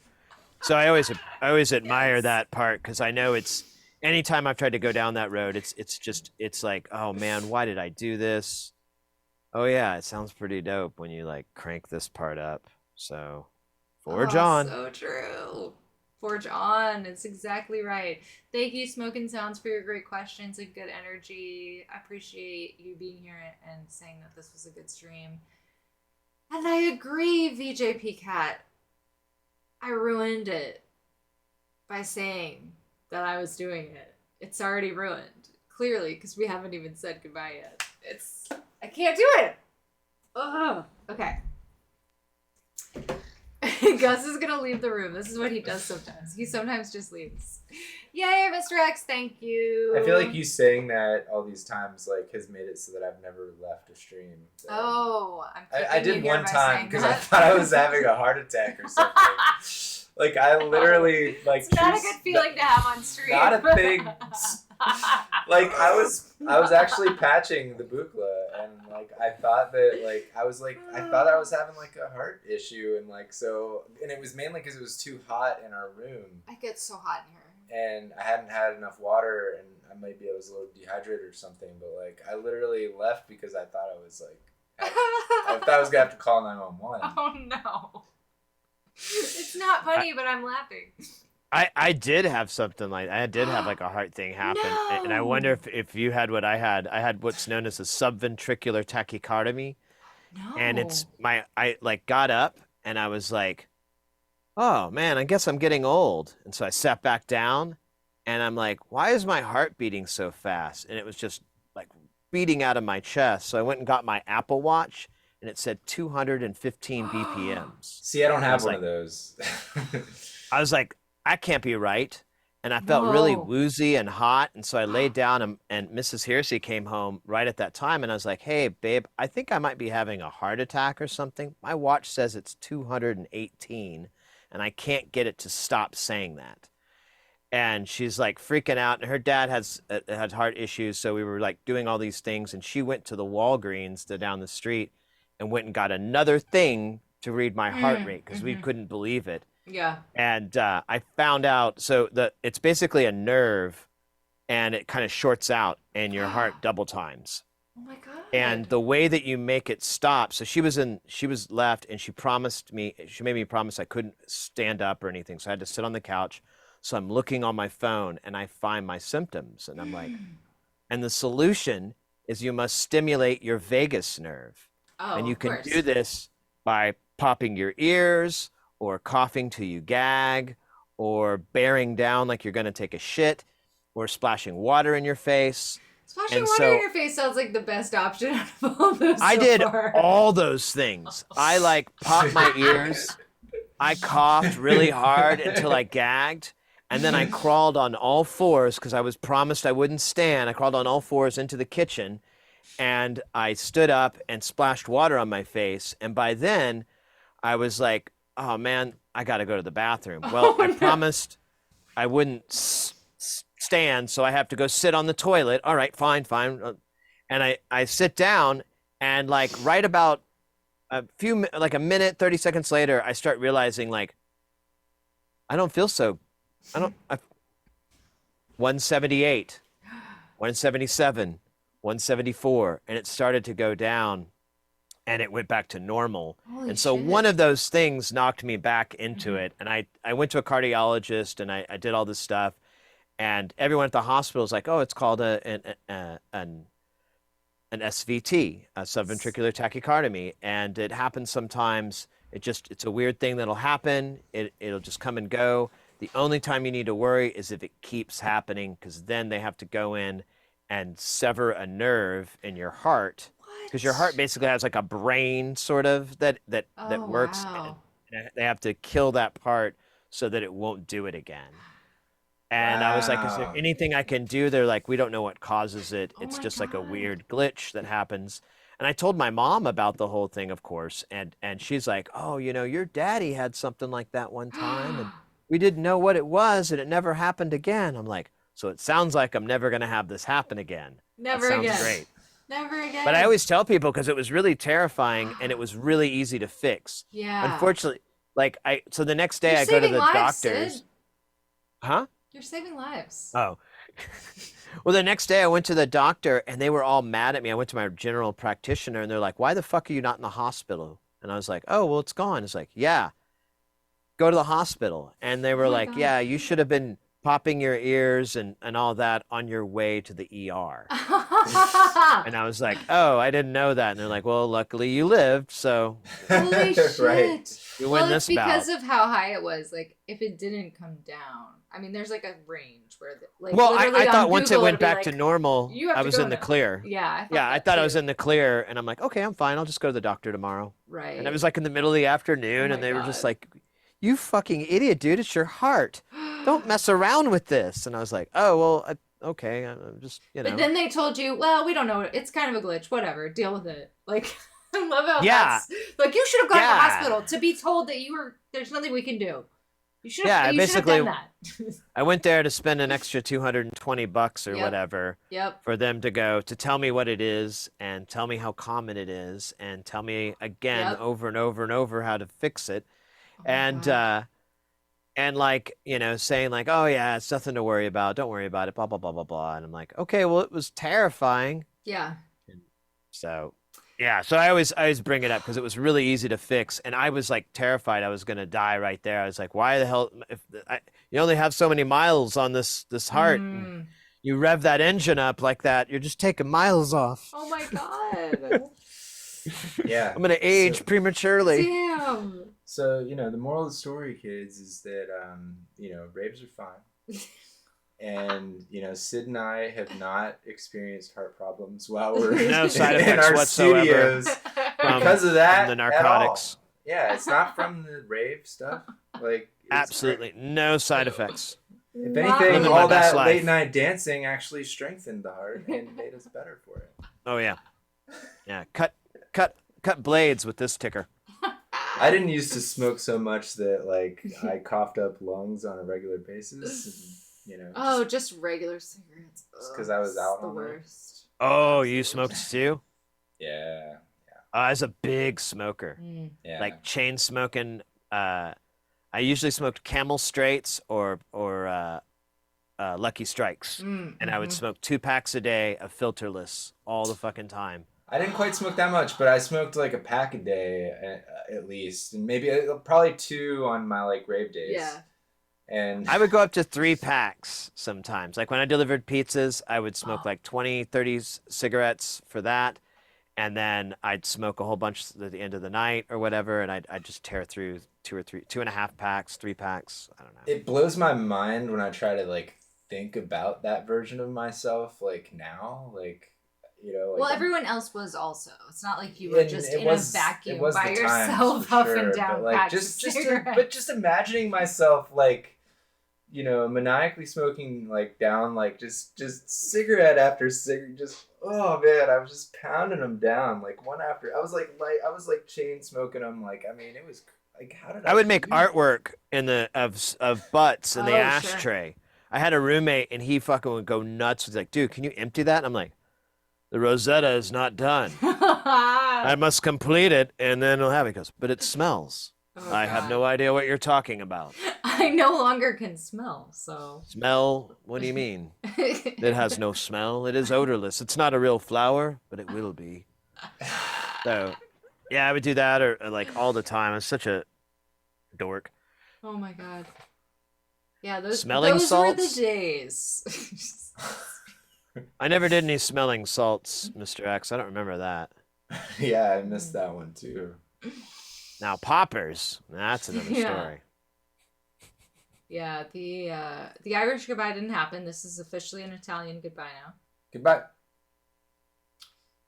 Oh my gosh, that's so funny. I don't know what that was. I was cleaning my teeth. Putting out a hit on someone with your hands. Damn, alright, I think we did it. All right. Alright, I'm gonna let you go. Thank you for joining us once again, and I think Daniel made this amazing, yes, all your links. All Yeah, of yeah. your links. Thanks again, guys. It was really fun. Yeah, thank you so much. I'm glad this all worked out and we didn't end up being bored, have nothing to talk about, and hate each other. So Yeah, it all worked out. You just never know. Yeah, thanks for being here, Hayes. I'm glad we could slide through at the end. Yeah. Thanks for everybody in chat hanging out, and X for those gifted subs, and there's some bits earlier I forgot, but rock and roll. Gosh, you're such a streamer. It was a real good time. No, shouting out things on someone else's channel. I love it. What? It's cool. They're It's like so in cool. support. No, but it's funny because when we have people on who's never been on Twitch, they're just like in shock. They don't know what's going on. Yeah, they wouldn't like share in They'd the be like, wrap up. "Oh, hey, good resub on that. Thank you." So like, it's such a different vibe. Oh, just like being really private and stuff, or No, just like No, they've no, never just been on. not They don't knowing even the know deal. what's happening. They don't even Maybe- know what's going on. like the Twitch things like raids and, Yeah. and shout outs Yeah. and bits and all that, what that stuff is. Yeah, okay. exactly. The 101 of Twitch, yeah.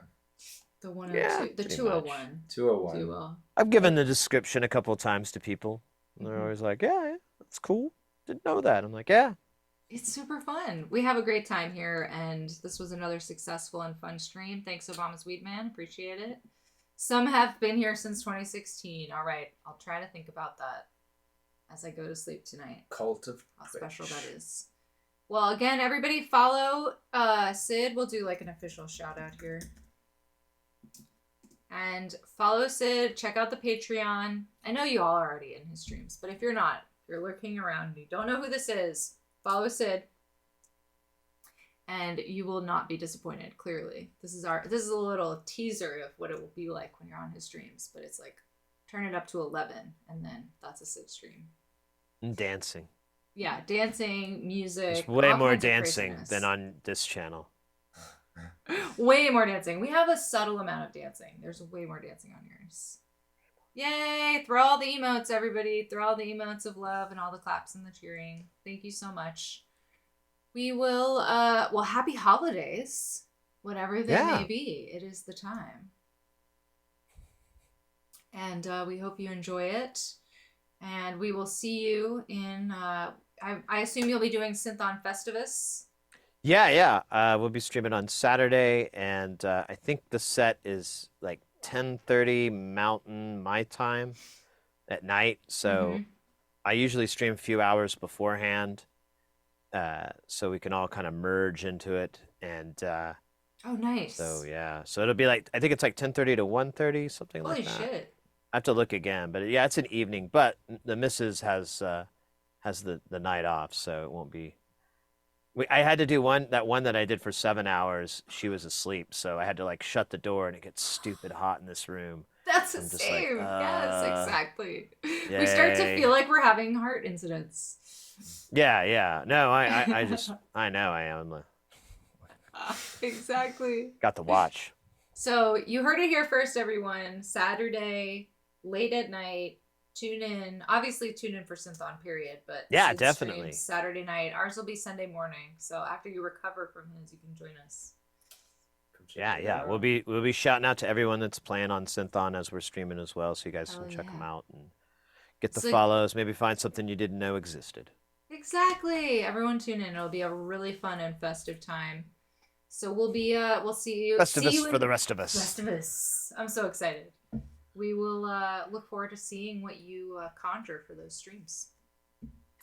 Rock and roll. All right. Well, we'll see you around. Everybody, wave goodbye. Thanks for hanging. You bet. Say hi to the missus for us. Will do. All right. Till next time. All right. Later. Did we do it? Did we do it? Yay! Thanks everyone for the waves. Thanks for being so amazing. We are going to... We did it. Oh, I was going to raid somebody, but they're not even streaming anymore. This is what happens when I can't handle the goodbyes. You can't. I'm trying to set up my stuff and then nothing works out because I took too long. You can't plan your goodbye too soon. Oh, I'm so excited for Synth on Festivus. Thank you all for joining us tonight for this stream. Was so fun. Obviously, Syd is a hoot. Syd is a riot. And I'm glad that we were able to successfully become Synth Friends because, that's not always guaranteed. Not always. That's for sure. Even if we have a good time. I'm waiting for someone to like have the best time and then just be like, no, I'm out of here. I don't want it. So far, we're 100%. So far, we're batting 1,000. Is that what they say? Yeah. Batting 1,000. You got it. 1,000. All right. I can't find the emoji LOL. Bye-bye. Sorry, not sorry. Oh my god, look at all these. Syd coming in with the emotes. Oh my god, you're so funny. I know, we all love Syd. It's so great to be in this community and to get to meet everybody and not, like Syd was saying, like it's cool to have that like shortcut where we all get to be friends quicker because we're all kind of like doing this thing together. Mm-hmm. I'm actually looking for someone to raid, so if anybody has a suggestion, let me know. Because the person I was going to raid isn't streaming anymore. Yes, all the Syd face emotes. Everybody use them. Go follow. And let me think. Tomorrow is Forbidden Planet, so don't forget to join us tomorrow night for Forbidden Planet. Aw, it's the synth friends we've made in our hearts along the way, right? Tomorrow night, Forbidden Planet, 6 p.m. Really excited for that. That's gonna be like just epic. And that'll be our last movie night of the year. So, a lot of talk about Krell Patch this weekend, and then of course we've got our BB and Louis Barron podcast episode coming up, so if you're interested in that stuff, that's what we're gonna have going on for the rest of the month until the holidays kick us in our asses. Das Christoph. See, I don't know everybody, you know what I mean? So you gotta help me out, and I appreciate it so much. That if there's somebody streaming who maybe I'm not following yet, because it just hasn't happened, we haven't crossed paths yet, let me know. Because I still have a lot of people to meet, and that's the best part about this. There's like always another person to meet.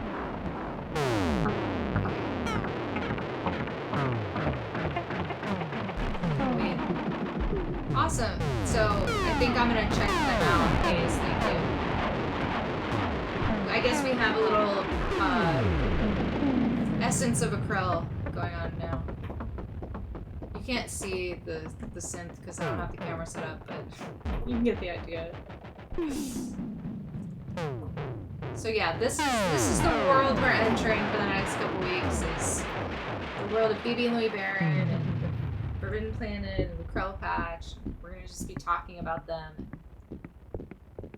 It's gonna be awesome. Oh, sweet. Yeah, let me give them a follow. And then...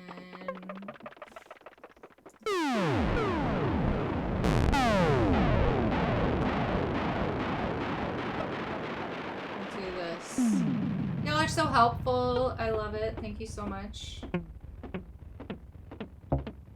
So get a little Buchla on the way out. And...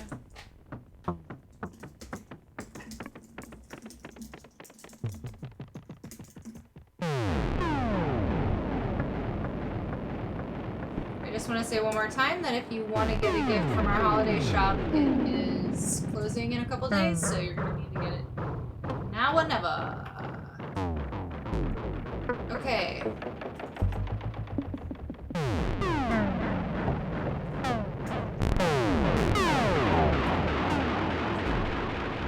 Let's get ready to raid! Alright, we're gonna raid Das Christoph. Because it looks really fun and he's recommended it.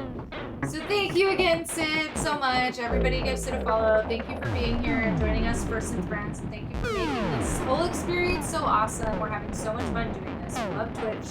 We love Synth Friends. We love streaming. We're having the best time. We just can't wait to keep doing it in the new year and releasing some new music. I know we kind of said that we weren't putting out our album, but we're just reworking things. There will be new music in the new year, but it's just not going to be the way that we thought it was going to be. And the whole experience with Twitch has helped us figure that out. So that's kind of part of it. So thanks for being part of that journey with us. It's been really interesting. And we'll have more news for you soon. So see you tomorrow for Forbidden Planet, and we'll see you on the other side. Later.